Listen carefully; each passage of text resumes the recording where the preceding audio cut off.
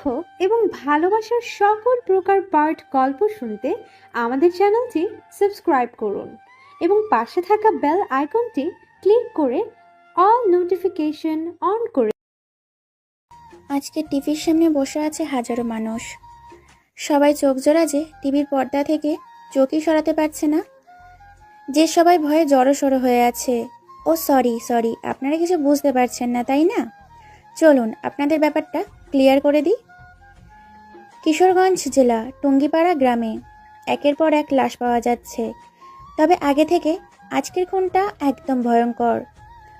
Police super Adnan সাহেব এসেছেন লাশের তদন্ত করতে, কিন্তু তদন্ত তো দূরে থাক, লাশের এইরকম চেহারা দেখে তিনি এক্ষুনি প্যান্টে হিসু করে ফেলবে।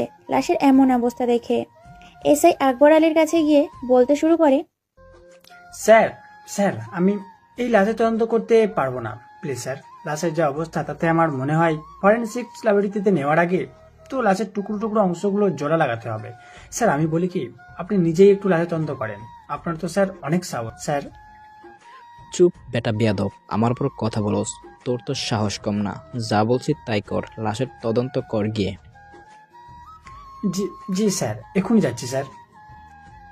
মনে মনে, আরে বেটা, আমার যদি সাহস থাকতো তাহলে কি তোকে পাঠাতাম? আরে বেটা, তোর অবস্থা দেখে বুঝতে পেরেছি যে লাশকে ওই শালা ডিকে মেন্টাল তাকে উলঙ্গ করে টর্চার করেছে। যা তোর চেহারা দেখেই বুঝতে পেরেছি। আবার আমাকে কিনা লাশের কাছে যেতে বলে, আমি সেখানে গেলে তো আর দেখতে হতো না, বরং দেখার আগেই হিসু করে ফেলতাম। স্যার স্যার লাশ চেক আপ করে কিছু পাইনি, তবে আগের খুনগুলোর মতোই সেম। এবারে লাশের কপালেও লেখা আছে ডিডিকে মেন্টাল। তবে লাশের যা অবস্থা তা দেখে আইডেন্টিফাই করা খুব মুশকিল যে লাশটা কার, কিংবা তার পরিচয়। লাশের শরীরে কোনো কাপড় চোপড় নেই, বিভিন্ন জায়গায় কাটা অংশ, এবং কাটা অংশতে মনে হয় যে লবণ এমনকি মরিচের গুঁড়ো দিয়েছে। কি কি বলছো তুমি? জি স্যার, এই খুনি শনাক্ত করা সম্ভব নয় এবং মুশকিল হয়ে বটে। চুপ চুপ, আরে ভাই, তুই কি আমাকে মারছাস নাকি? শুধু দোয়া কর যাতে কেসটা আমার হাতে না আসে। জি স্যার। পুলিশরা তাদের মতো করে লাশের তদন্ত করতে নিয়ে চলে গেছে। বিকাল হয়েছে, অনেকখানি সময় হয়ে গেছে। এখন আগের থেকে পরিবেশ একটু আগের থেকে অনেকটাই ভালো। রাস্তার পাশ দিয়ে যাচ্ছে আমাদের হারুন কাকা। যেতে যেতে দেখতে পাই ঈশানকে। দেখেই ডাকতে লাগলো, ওই ঈশান, ওই ঈশান, এদিকে আয় তো। কি রে, কোথায় যাচ্ছিলি তুই?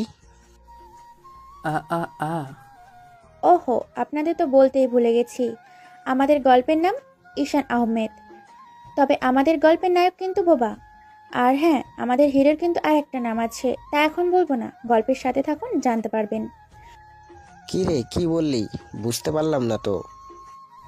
আ আ আ তখন ঈশান ইশারায় বুঝিয়ে দিল যে সে রফিক চাচার চায়ের দোকানে বসেছিল। ওহ, কিছু কি শুনেছিলি আজকে যে আরো একটা মার্ডার হয়েছে সেই ব্যাপারে? ও আচ্ছা, যা তাহলে এখন, পরে আমার সাথে দেখা করিস, কেমন? দেখছেন, কথা বলতে বলতে আমাদের নায়কের পুরো পরিচয়টা দিতে ভুলে গেছি। তার এই পৃথিবীতে আপন বলতে কেউ বেঁচে নেই। খুব ছোট্টবেলায় তার বাবা মাকে হারিয়েছে। তার বাবা এলাকার একজন সম্মানীয় ব্যক্তি, সাথে এই জেলার একজন সৎ ও দায়িত্ববান চেয়ারম্যান ছিলেন। মা গৃহিণী, কিন্তু এক কালবৈশাখী ঝড়ে তাদের পুরো পরিবারের ধ্বংস হয়ে যায়। ছোট্টবেলায় তার বাবা মাকে নিজের চোখের সামনে খুন হতে দেখে ছোট্ট ঈশান। এই দৃশ্য দেখে সে কথা বলার ভারসাম্য হারিয়ে ফেলে। বাবা মায়ের একমাত্র সন্তান, তাই বড় হতে কষ্ট হয়নি তার। বাবা মায়ের রেখে যাওয়া সম্পত্তি থাকার কারণে বড় হতে কষ্ট করতে হয়নি তার। হঠাৎ তার পকেটে থাকা মোবাইল ফোন বেজে ওঠে। রিসিভ করতেই একজন বলে ওঠে, হ্যালো ভাই, আপনি কোথায়? আমরা শালা কুত্তার বাচ্চাটাকে ধরে এনেছি। শালা শুয়োরের বাচ্চাটা বড্ড বেশি কথা বলছে। ও আচ্ছা, ঠিক আছে, আমি এক্ষুনি আসছি। শালা শুয়োরের বাচ্চা বেশি কথা বলছে তাই না? তোরা দাঁড়া, আমি আসছি। কি আপনারা ঠিকই ধরেছেন, ঈশান কথা বলতে পারে, তবে সেটা কেউ জানে না। প্রয়োজন ছাড়া তেমন কথা বলে না সে। তাই তো তাকে গ্রামের অনেককে গঙ্গা বলে ডাকে। আমি বলেছিলাম না যে তার একটা পরিচয় আছে? হ্যাঁ, সেই কেউ না, ডিডিকে। মেন্টাল, যাকে সবাই এক নামে চেনে। এমনকি মেয়েরা বাচ্চাদের ঘুম পাড়ায় এই ডিডিকে মেন্টাল নামে শুনিয়ে, যা শুনে বাচ্চারাও ভয়ে গুটি সুটি মেরে ঘুমিয়ে পড়ে। এতটাই হিংস্র আর ভয়ঙ্কর সে। বাবা মায়ের হত্যার প্রতিশোধ নিতে, কারো প্রাণ নিতে পিছুপা হটেনি সে। এইদিকে ভাই আসছেন? ভাই এ তো অনেক গালাগালি করছে আপনাকে। তাই নাকি? এই ব্যাপার। আচ্ছা ঠিক আছে, তুই গিয়ে আমার স্পেশাল থেরাপির বক্সটা নিয়ে আয়। ওকে ভাই, এক্ষুনি আনছি।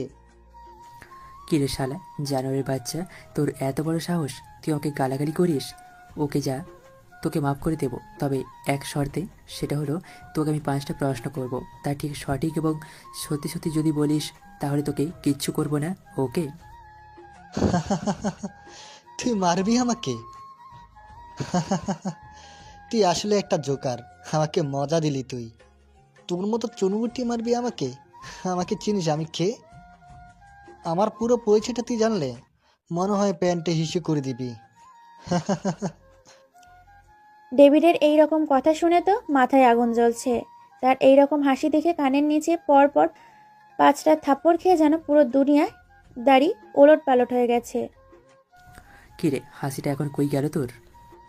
শালা কুত্তার বাচ্চা, তুই আমাকে ঠাপ্পুর মারলি? তোর কলিজা বের করে আমি রাস্তার কুকুরকে খাওয়াবো। চুপ, একদম চুপ কর। তোকে যা প্রশ্ন করবো তার সঠিক উত্তর দিবি। শালা কে তুই যে তোর করা প্রশ্ন আমাকে উত্তর দিতে হবে? ভাই এই নিন ভাই আপনার স্পেশাল বক্সটা। হুম, দে। আচ্ছা, বক্সটার ঢাকনাটা খুলে আমার সামনে দে। জি ভাই এই নিন। এসব কি? তুই কি আমাকে ভয় দেখাচ্ছিস? ডিডি কে মেন্টাল মানে ঈশান আর কোনো কথা ছাড়াই বক্স থেকে একটা প্লাস বের করে তার হাতের বুড়ো আঙুলে চাপ দিয়ে ধরে, আর একটা চিমটি দিয়ে এক টানে তার নখ তুলে ফেললো। আরে পাগল হলি নাকি? প্লিজ আমাকে ছেড়ে দে। আর কোনো কথা না শুনে একের পর এক তার হাতের 5টা আঙুল কেটে ফেললো ঈশান। তা দেখে সাব্বিরকে গলার পানি শুকিয়ে গেছে, আর ডেভিডের চিৎকার শুনে যেন পুরো থরথর করে কাঁপছে। চুপ শালা কুত্তার বাচ্চা, তুই জানতে চেয়েছিলি না আমার পরিচয় কি? আমার পরিচয় শুনতে চাস তাই না? শোন তাহলে আমার পরিচয়। ডিডিকে মেন্টালের নাম শুনেছিস? আমি সেই যাকে সবাই এক নামে চেনে, মেন্টাল। মেন্টাল ভাই, আপনি প্লিজ আমাকে মাফ করে দিন ভাই। ভাই আমি না জেনে অনেক বড় ভুল করেছি ভাই। প্লিজ আমাকে মারবেন না। আপনি যা জানতে চান বলুন, আপনাকে সব প্রশ্নের উত্তর দিব, তবু আমাকে মারবেন না। কিরে, এটুকুতেই সিংহ থেকে ইঁদুর হয়ে গেলি নাকি? ঈশানের এই কথা শুনে হাসতে থাকে, কেননা নিশান দেখতে পায় ডেভিডের প্যান্ট ভিজে গেছে, অর্থাৎ ডেভিড ভয়ে প্যান্টে হিসু করে দিয়েছে। ওকে, ইউসুফ খানকে চিনিস? তাকে কে কে কে মেরেছিলি? কেনই বা মেরেছিলি? এ সম্বন্ধে আমি তোর কাছে সবটুকু জানতে চাই। ভাই এই বিষয়ে আমি কিছু জানি না ভাই, প্লিজ ভাই আমাকে ছেড়ে দিন ভাই। বা ওই ইউসুফ খানে আপনার কি হয় ভাই? কেন তার জন্য শুধু শুধু আমাকে মারছেন ভাই? ঈশান আর কোনো কথাই শুনে বক্স থেকে একটা চাকু বের করে হাত তার সামনে টেনে ধরে, ক্যাচ ক্যাচ করে গাড়তে থাকে তার নিশানি। ডেভিড শুধু চিৎকার করছে, কিন্তু তার চিৎকার এই 4 দেওয়ালের বাইরে যায় না, যা দেখে সাব্বির নিজে সেখান থেকে ভয়ে সেই জায়গা পদত্যাগ করে। ভাই ভাই ভাই, আমি আমি সব বলছি ভাই, প্লিজ আমাকে আর মারবেন না ভাই, প্লিজ ভাই। শালা কুত্তার বাচ্চা, তুই জানতে চাস ইউসুফ খানকে? ইউসুফ খান হলো আমার জন্মদাতা পিতা, আমার বাবা হয় বাবা। ওকে বল তাহলে আমিও শুনি। ভাই সেদিন রাত্রে আমরা 5 জন আপনার বাবাকে খুন করি, সাথে আপনার মাকেও। কিন্তু ভাই সেদিন আমরা এই কাজটা করতে চাইনি ভাই। ভাই ওই জাহিদ চেয়ারম্যানের কথা শুনে আমরা এই কাজটা করেছি ভাই। আমাদের অনেক টাকা দিয়েছিল। তখন আমরা আপনার বাবাকে ছুরি দিয়ে কোবাচ্ছিলাম, তখন হঠাৎ আপনার মা রুমের ভিতরে চলে আসে। সেদিন আমরা 5 জন আপনার বাবা মাকে খুব নৃশংসভাবে হত্যা করি। তাদের প্রত্যেকটি দেওয়ারকে আমরা ছিন্ন ভিন্ন করে দিই, যাতে কেউ চিনতে না পারে। কিন্তু হঠাৎ করে তার ছেলে চলে আসে, তার মানে ভাই আপনি চলে আসেন। কিন্তু ভাই আপনাকে আমরা ধরতে পাইনি, তাই আপনি বেঁচে গিয়েছিলেন। সে 3 জন কে ছিল? তাদের নামই বা কি? মুন্না, হাসিবুল, শিয়াব। তাদেরকে কোথায় পাবো? তাদেরকে ভাই নাইট ক্লাবে পাবেন। আর কোনো কথা না শুনেই হাতে থাকা ছুরিটা দিয়ে তার পাটা এক টানে ছিঁড়ে ফেলে। সাথে সাথে এক গগন কাঁপানো চিৎকার দিয়ে ওঠে। মাগো, এবং সেই কাটা স্থানে লবণ আর মরিচের গুঁড়া ঢেলে দেয়। এতে যেন আরও গগন কাঁপানো এক চিৎকার দিয়ে ওঠে। ও মা গো! তার এই চিৎকারে যেন পুরো বিল্ডিং থরথর করে কাঁপছে, শরীর থেকে যেন এখনো রুহুটা বেরিয়ে যাবে। তার এই রকম অবস্থা হয়েছে, যেমন মুরগি জবাই করলে ছটফট করে, ঠিক তেমনই তার অবস্থা হয়েছে। তুই বড় বেশি চেঁচাচ্ছিস, তোর চিৎকার শুনতে আমার আর ভালো লাগছে না। তোর খেল খতম, গেম ইজ ওভার নাও। এই বলে বক্স থাকা চাইনিজ কুড়ালটা বের করে এক কোপে তার শরীর থেকে মাথাটা আলাদা করে দিল। নিমেষেই যেন পুরো রুমটা রক্ত লালে ছুঁয়ে গেছে এবং আরও চাইনিজ কুড়ালটা উঠে তার শরীরে আরও কোপাতে থাকে। নিমেষে শরীরটা যেন হাজারো টুকরা হয়ে গেছে, শরীরটা ভিন্ন ভিন্ন হয়ে গেছে। অনেকক্ষণ এইভাবে কোপানোর পর ক্লান্ত হয়ে চেয়ারে বসে পড়ল ঈশান। পকেট থেকে ফোনটা বের করে সাব্বিরকে কল করে বলল, তুই কোথায়? তাড়াতাড়ি এখানে আয়, সাথে আরো দুজনকে নিয়ে আসিস। ওকে ভাই। এরই মধ্যে সাব্বির ও তার দরবার এসে হাজির হলো ঈশানের সামনে। একটু সামনে তাকিয়ে দেখে তার চোখ জোড়া যেন কঠোর থেকে বের হয়ে আসবে। সাব্বির ভয়ে ভয়ে ঈশানকে বলতে থাকে, ভাই লাশের কি অবস্থা ভাই? শোন, এই কুত্তার বাচ্চাটাকে 4 রাস্তায় মরে গিয়ে ঝুলিয়ে রাখবি। ওকে ভাই। এই বলে ঈশান গোডাউন থেকে বের হয়ে বাড়ির পথে যেতে লাগলো। কিছুটা পর যেতে না যেতেই দেখতে পায় তার সামনে কালো রঙের একটা গাড়ি। গাড়ির ভিতর যেন কিছু একটা আছে, তা দেখার জন্য সে কালো গাড়িটার কাছে একটু এগিয়ে যায় এবং সেখানে গিয়ে সে দেখতে পায়, তা দেখে তার চোখ জোড়া যেন কটুর থেকে এক্ষুনি বেরিয়ে আসবে। কেননা উলঙ্গ ও নগ্ন অবস্থায় দুটো দেহ গাড়ির মধ্যে তারা নঙ্গনীলা করছে। এই দেখে ঈশানের পায়ের রক্ত যেন মাথায় উঠে যায়। হঠাৎই গাড়ির ভেতর থেকে কেউ একজন বলে ওঠে, ঈশান, তুই এখানে কি কি করিস? ঈশানকে দেখেই তারা দুজনেই তাদের কাপড় পরতে থাকে এবং গাড়ি থেকে বের হয়ে দিশা নামের মেয়েটা ঈশানকে ঠাস ঠাস করে 5টা থাপ্পড় দিয়ে দেয় আর বলতে থাকে, শালা গুঙ্গার বাচ্চা গুঙ্গা, শালা কুত্তার বাচ্চা, আর আসার সময় পেলি না? এইসব যদি কাউকে বলেছিস তো তোর গলা থেকে শরীরটা আলাদা করে ফেলবো, শালা গুঙ্গার বাচ্চা। আহা, দিশা চলো আমরা এখান থেকে চলে যাই। এই শালা ফকিন্নির বাচ্চাটা আর আসার সময় পেল না। চলো বেবি, আমরা অন্য কোথাও গিয়ে রোমান্স করি। বেবি চলো, ওই শালা ফকিন্নির বাচ্চাটা সব গন্ডগোল করে দিল।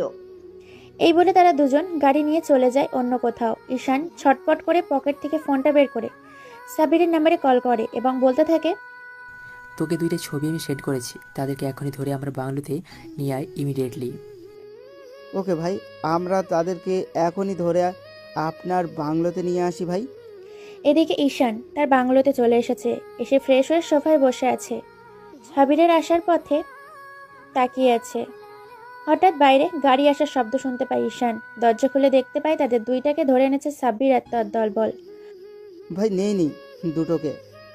অনিক আর দিশা ঈশাকে দেখে অবাক হয়ে তার দিকে তাকিয়ে থাকে আর বলতে থাকে, তুই কে আর আমাদের এখানে ধরে এনেছিস কেন?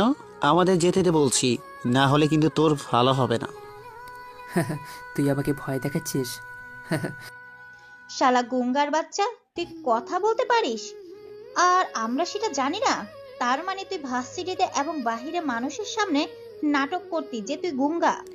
আর কোনো কথা বলতে না দিয়ে ঈশান হাবিবকে বলে, এই শালাকে নিয়ে আমার স্টোর রুমে যায়। দিশাকে সেখানে রেখে তারা স্টোর রুমে চলে যায় অনিককে নিয়ে। সেখানে গিয়ে সাব্বিরকে বলে, এর শরীর থেকে সব কাপড় খুলে ফেল। ওকে ভাই। অনিককে চেয়ারের সাথে বেঁধে ফেলে এবং তার শরীর থেকে কাপড় খুলে ফেলে। কাপড় খুলে শেষ তার স্পেশাল বক্সটা থেকে একটা চাইনিজ কুড়াল বের করে সোজা অনিকের পুরুষ লিঙ্গ কেটে ফেলে। সাথে সাথে অনিক এক গগনে কাঁপানো চিৎকার দিয়ে ওঠে। সাব্বির, হাবিব ও তার দরবার সবাই ঈশানের এই রূপ দেখে ভয়ে শেষ। আজ ঈশানকে এতটা হিংস্র লাগছে। কোমর থেকে পিস্তলটা বের করে ঈশান। শাট শাট করে অনিকের মাথায় 6টা বুলেট ভরে দিল ঈশান। মুহূর্তে যেন পরিবেশটা থমকে গেছে। জানলার ফাঁক দিয়ে দিশা ঈশানের এই রূপ দেখে ভয়ে জড়সড় হয়ে গেছে এবং নিশান সাব্বিরকে বলে, এর এরকম অবস্থা করবি যাতে এর শরীর থেকে কেউ বুঝতে না পারে যে এটা আসলে কে, আর একেও ঠিক 4 রাস্তার মোড়ে আম গাছে ঝুলিয়ে দিবি। জি জি ভাই। ওকে, তোরা এখন এখান থেকে চলে যা। কিন্তু ভাই এই মেয়েটার কি করব? তোকে ঠিক আমি 2 ঘন্টা পর ফোন করব। এসে এই শাড়ির ডেড বডিটা নিয়ে যাবি তুই, ঠিক ওই 4 রাস্তার মোড়ে আম গাছে ঝুলিয়ে দিবি। একেও। তার আগে এর সাথে কিছু হিসাব চুকিয়ে নিয়ে সাব্বিররা অনেকের লাশটা নিয়ে বেরিয়ে যায় বাংলো থেকে এবং বাংলোর মধ্যে শুধু ঈশান আর দিশা একা। দিশা এবার ঈশানকে ভয়ে ভয়ে বলতে থাকে, দেখ, তুই আমাকে ছেড়ে দে, তাহলে তোর ভালো হবে। না হলে তুই জানিস তো ভার্সিটিতে তোর কি হাল করব। ঈশান আর দিশাকে কোনো কথা বলতে না দিয়ে পাজা খোলা করে তার বেডরুমে নিয়ে যায় দিশাকে। দরজা লাগিয়ে দেয় ভেতর থেকে। দিশাও এই দেখে যেন ভয়ে শেষ। ঈশান আবার দিশার দিকে এগোতে থাকে, সাথে শার্টের বোতাম খুলতে থাকে। তুই আমাকে ছুবি না। তুই আমার কাছে আসলে কিন্তু তোকে আমি খুন করে ফেলবো বলে দিলাম। তোর খুব শরীরের চাহিদা, তাই না? আজ তোর এমন অবস্থা করব যে পুরো পৃথিবীর মানুষ আজকের এই ঘটনা মনে রাখবে। এই বলে ঈশান দিশার ওপর ঝাঁপিয়ে পড়ে, একে একে শরীরের সব কাপড় খুলে ফেলে দেয়। ঝাঁপিয়ে পড়ে দিশার শরীরের ওপর। দিশা শুধু চিৎকার করছে। এইভাবে দীর্ঘ 1.5 ঘন্টা শারীরিক অত্যাচার করে ঈশান। দিশা আর সহ্য করতে না পেরে সেখানেই সেন্সলেস হয়ে যায় এবং ঈশান তার শরীরের ওপর থেকে ওঠে, কাপড় পরে নেয় এবং ঘর থেকে তার স্পেশাল বক্সটা বের করে আনে। বক্সটা খুলে সেখান থেকে একটা চাইনিজ ছুরি বের করে এবং সাইকোদের মতো দিশার শরীর থেকে একের পর এক আঘাত করতে থাকে। শরীরের এবং চেহারের এমন কোনো অবস্থা করে দেয় মানুষের কলিজার পানি শুকিয়ে যাবে। পকেট থেকে ফোনটা বের করে সাব্বিরকে আবার আসতে বলে, যাতে দিশার লাশটা ঠিক ওই আম গাছেই ঝুলিয়ে দেয়। আর হ্যাঁ শোন, এই তিনজনকে খুঁজে যেখান থেকে পারিস নিয়ে আয়। আর এদের নাম মুন্না, হাসিবুল, সিহাব। এই নে এদের পিক। কাল সন্ধ্যায় আমি এদের আমার বাংলোতে দেখতে চাই। ওকে ভাই। সকাল 7টা বাজে। আজকেও ঠিক সেই ডিডিকে মেন্টালের খবর। আজকে সকাল 7টার এক জমজমাট খবর নিয়ে হাজির হয়েছি আমি, তানিয়া। আগের দিনের মতোই ঠিক 4 রাস্তার মোড়ে আম গাছে ঝুলিয়ে রেখেছে 3টি লাশ। তবে 2টি লাশ পুরুষ আর 1টি লাশ মেয়ে। তবে মেয়েটিকে রেপ করা হয়েছে এবং 3টি লাশকেই এমনভাবে খুন করা হয়েছে যে তাদের আইডেন্টিফাই করতে পারছে না পুলিশ। গোপন সূত্রে জানা গেছে এই খুন 3টি ডিডিকে মেন্টালের গ্যাংয়ের লোকেরা করেছে। এরকম আরো খবর জানতে ও শুনতে আমাদের টিভির স্ক্রিনে চোখ রাখুন। ধন্যবাদ সবাইকে। ঈশান ঘুম থেকে উঠে নাস্তা করে ভার্সিটি যাওয়ার উদ্দেশ্যে গাড়ি বের করে। ভার্সিটিতে চলে যায় ঈশান। ভার্সিটি গিয়ে ধাক্কা খায় আমাদের গল্পের নায়িকার সাথে। ফারিয়া দেখতে ডানা কাটা পরি, হরিণী চোখ, গোলাপি ঠোঁট, ঠোঁটের নিচে ছোট্ট একটা তিল, যা তার সৌন্দর্যের আরও বাড়িয়ে তুলেছে। কিন্তু খুব অহংকারী। বাবার একমাত্র মেয়ে বলে কথা। বাবা চেয়ারম্যান, মা গৃহিণী, তাই সবাই ফারিয়াকে ভয় পায়। ফারিয়া উঠে ঈশানের গালে ঠাস ঠাস করে 5টা থাপ্পড় লাগিয়ে দেয় আর গালি দিতে দিতে বলে, শালা ফকিনি বাচ্চা, চোখ কি বাড়িতে রেখে ভার্সিটিতে আসিস? শালা ফকিনি বাচ্চা। আ ও তুই তো আরো গঙ্গার শালা, গঙ্গার বাচ্চা। তোকে তো আমি। এই বলে পা থেকে জুতা খুলে ঈশানের গালে ঠাস ঠাস করে 2টা থাপ্পড় লাগিয়ে দেয় ফারিয়া আর বলতে থাকে, তোকে যদি আর আমার সামনে দেখি তো সেই দিন বুঝবি এই ফারিয়া কি জিনিস। শালা কুত্তার বাচ্চা, যা ভাগ শালা ফকিনি বাচ্চা। ঈশানের কোনো কথা না বলে ভার্সিটি থেকে বেরিয়ে আসে। বাড়িতে গিয়ে একটা টানা ঘুম দেয়। বাড়ি থেকে আর বের হয়নি ঈশান। হঠাৎ ঈশানের মোবাইলে ফোনটা বেজে ওঠে। স্ক্রিনে তাকিয়ে দেখতে পায় সাব্বির কল করেছে। ফোনটা রিসিভ করে বলে, হ্যালো, বল কি খবর? ভাই শালা কুত্তার বাচ্চাগুলোকে তুলে এনেছি। ওকে, আমি সন্ধ্যায় আসিস আর সব কিছু রেডি রাখবি। সন্ধ্যায় ঈশান বেরিয়ে যায় বাংলার উদ্দেশ্যে। সেখানে গিয়ে দেখতে পায় 3 জনকে অজ্ঞান করে রাখা হয়েছে। ঈশান যেতে সাব্বির বলে ওঠে, ভাই এই যে ওদের ধরে এনেছি। সারাদের চোখে পানি ছিটে দিয়ে জ্ঞান ফেরাও। তাদের 3 জনের চোখের পানি ছিটিয়ে দেয়। কিছুক্ষণের মধ্যে তাদের জ্ঞান ফিরিয়ে আসে। তাদের 3 জনের সামনে 200 ওয়াটের লালচে রঙের বাতি জ্বলছে। ভয়ে তারা জড়সড় হয়ে গেছে। হঠাৎ কারো ডাকে ঘোর কাটে তাদের। কি রে, জ্ঞান ফিরলো তাহলে তোদের? ফাইনালি তোদের আমি আমার হাতের কাছে পেলাম। মানে কে তুই আর কি বলছিস এসব? আমাদের এখানে এনেছিস কেন?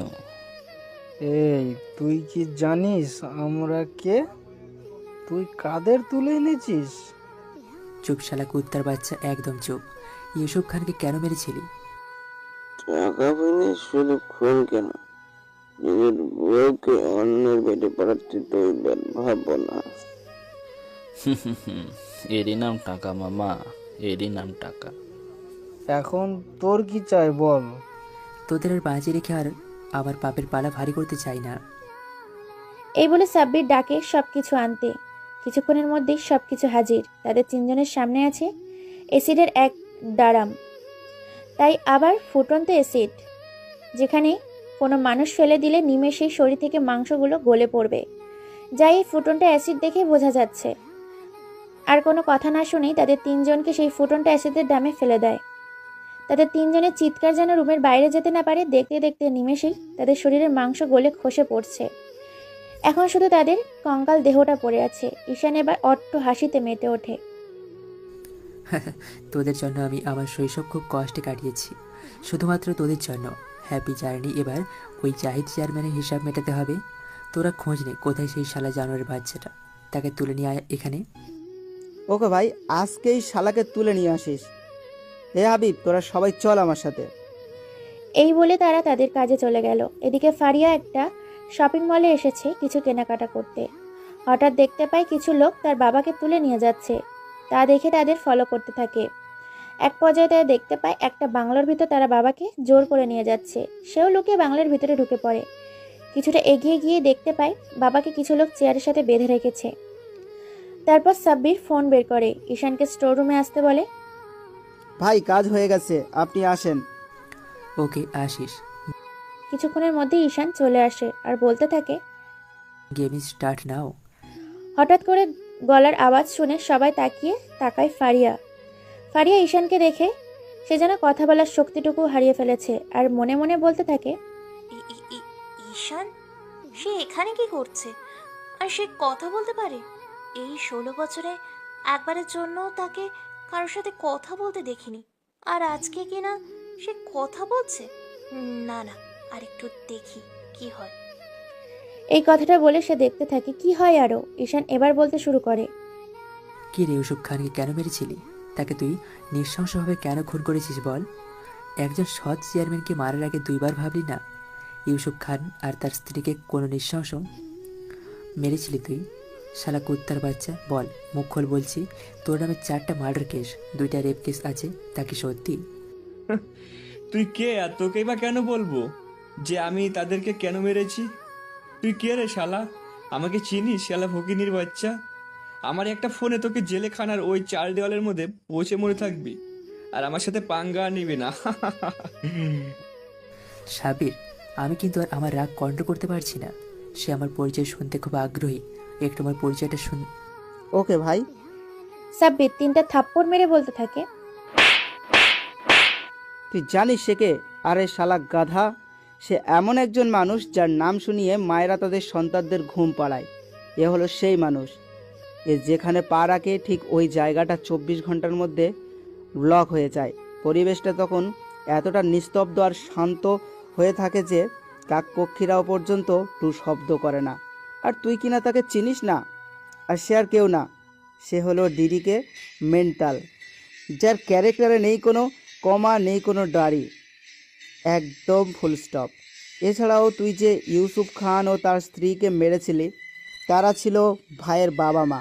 তুই তাদেরকে মেরেছিলি, শালা কুত্তার বাচ্চা। এই বলে সাব্বির একটা কাচের বোতল তুলে ঠিক মাথার মাঝ বরাবর বাড়ি মারে। মুহূর্তে সেই পুরোটা নিস্তব্ধ হয়ে গেছে। এদিকে ফারিয়া ভাবছে, তার মা মা মানে ঈশান খুনি, যাকে কিনা 18টা ডিস্ট্রিক্টের পুলিশ খুঁজে বেড়াচ্ছে। এ কি সেই ঈশান যাকে ভার্সিটিতে শান্তশিষ্ট দেখে অনেক অপমান আর অত্যাচার করেছি? আর আমার বাবা কিনা একজন খুনি, তাও আবার রেপ করেছে। ছি ছি, আজ বাবার প্রতি জানি না কেন এত ঘৃণা লাগছে। এইদিকে ঈশান বলতে থাকে, আমার স্পেশাল বক্সটা নিয়ে আয়। সাব্বির আর হাবিব, তুই এর শরীর থেকে কাপড় চোপড় খুলে ফেল। হাবিব কাপড় খুলে পেল। এখন পরনে একটা ছোট্ট প্যান্ট, আর কোনো কিছুই না বলে বক্স থেকে চাইনিজ কুড়ালটা বের করে তার পুরুষ লিঙ্গটা এক কোপে শরীর থেকে আলাদা করে ফেলে এবং সেই চাইনিজ কুড়ালটা দিয়ে একের পর এক শরীরে আঘাত করতে থাকে। জাহিদের চিৎকারের জন্য পুরো ঘর থরথর করে কাঁপছে, যেন মনে হচ্ছে ভূমিকম্প হচ্ছে। এখনই দেয়াল ভেঙে ইটগুলো যেন খসে পড়বে এবং আরও সেই কাটা স্থানে লবণ ও লাল মরিচের গুঁড়া ঢেলে দেয় ঈশান। এতে যে জাহিদের দেহ ভেদ করে রুহুটা বেরিয়ে যাবে। ফারিয়া তার বাবার এই দৃশ্য দেখে বাইরে থেকে এক গগন কাঁপানো চিৎকার দিয়ে ওঠে, বাবা, বাবা, বাবা! কার চিৎকার শুনে ঈশানও তার দলবল পেছনে ঘুরে তাকিয়ে দেখতে পায় ফারিয়াকে। ফারিয়া পালানোর চেষ্টা করলে সাবির গিয়ে তাকে ধরে ফেলে। তোরা আমার বাবাকে মেরে ফেলেছিস, তোদের কাউকে আমি ছাড়বো না। আমি এখনই পুলিশের ফোন করছি। সাব্বির, তুই এই শালা জানুয়ারি বাচ্চাটার এমন অবস্থা করবি যেন এর মৃত্যুর কথা মানুষ সারা জীবন মনে রাখে। কোনো কিছুর অন্যায় করার আগে আজকের এই শাস্তির কথা যেন তাদের সামনে ভেসে ওঠে, এমন অবস্থা করবি এই শালা জানুয়ারি বাচ্চাটার। ওকে ভাই। আমাকে যেতে দে বলছি, না হলে আমি তোকে খুন করে ফেলবো। আর কোনো কিছু না ভেবে পড়ে থাকা বোতলের টুকরা তুলে ঈশান এর পেটে আঘাত করতে যায় সে, কিন্তু আঘাত করার আগে ঈশান তার হাত ধরে ফেলে আর বলতে লাগে, তোর খুব অহংকার তাই না? তোর আজকে সব অহংকার শেষ করব। এই বলে আরও কোনো কথা ছাড়াই তাকে কোলে করে নিজের বেডরুমে নিয়ে যায় এবং বিছানায় ছুঁড়ে ফেলে দেয়। কোনো কিছু না ভেবে ওঠার আগে তার শরীরের ওপর ঝাঁপিয়ে পড়ে ঈশান। একে একে তার শরীর থেকে কাপড় খুলে ফেলে, ফ্লোরে ছুঁড়ে মারে, ঝাঁপিয়ে পড়ে রঙ্গনীলা খেলায় মেতে ওঠে ঈশান। দীর্ঘ 3 ঘন্টা শারীরিক অত্যাচার করে ঈশান। সাদা রঙের চাদরটা যেন লাল রক্তে ছুঁয়ে গেছে। শরীরে প্রচণ্ড ব্যথা করছে ফারিয়ার, ওঠের শক্তিটুকু নেই ফারিয়ার। কোনো মতে ঈশানকে ধাক্কা দিয়ে ওর ওপর থেকে সরিয়ে দেয়। দুজনেই ক্লান্ত হয়ে পড়ে। সকালে ঘুম ভেঙে যায় ফজরের আজানের শব্দে ঈশানের। ঘুম থেকে উঠে দেখতে পায় ফারিয়াকে। তাদের দুজনের শরীরেই কোনো কিছুই নেই। ঈশান ভাবতে থাকে ফারিয়ার সাথে কাল কি করেছে। এখন ঈশানের নিজের ওপর নিজেরই এই ঘৃণা লাগছে। কিভাবে সে এত বড় অন্যায়টা করতে পারলো ফারিয়ার সাথে। ওয়াশরুমে ফ্রেশ হয়ে উজু করে নামাজ পড়তে যায় ঈশান। এদিকে ফারিয়া ঘুম থেকে উঠে তার শরীরের বিভিন্ন স্থানে আঁচড়ের দাগ। মনে পড়ে যায় কালকের ঘটনার কথা। ঈশান তার সাথে কি করেছে, ঘৃণা লাগছে থাকে ঈশানের ওপর তার। এদিকে নামাজ পড়ে ঈশান হারুন কাকা ও কাজী সাহেবকে নিয়ে আসতে বলে। আপনাদের তো বলতে ভুলে গেছি ঈশানের সম্বন্ধে। হারুন কাকা আগে থেকেই সব জানতো। দেখতে দেখে বিয়ের কাজ সম্পূর্ণ হয়ে গেল। ফারিয়া বিয়ে করতে রাজি হচ্ছিল না। তাকে অনেক বোঝানোর পর ও ভয় দেখানোর পর সে রাজি হয়। এখন বাসর ঘরে বসে আছে ফারিয়া।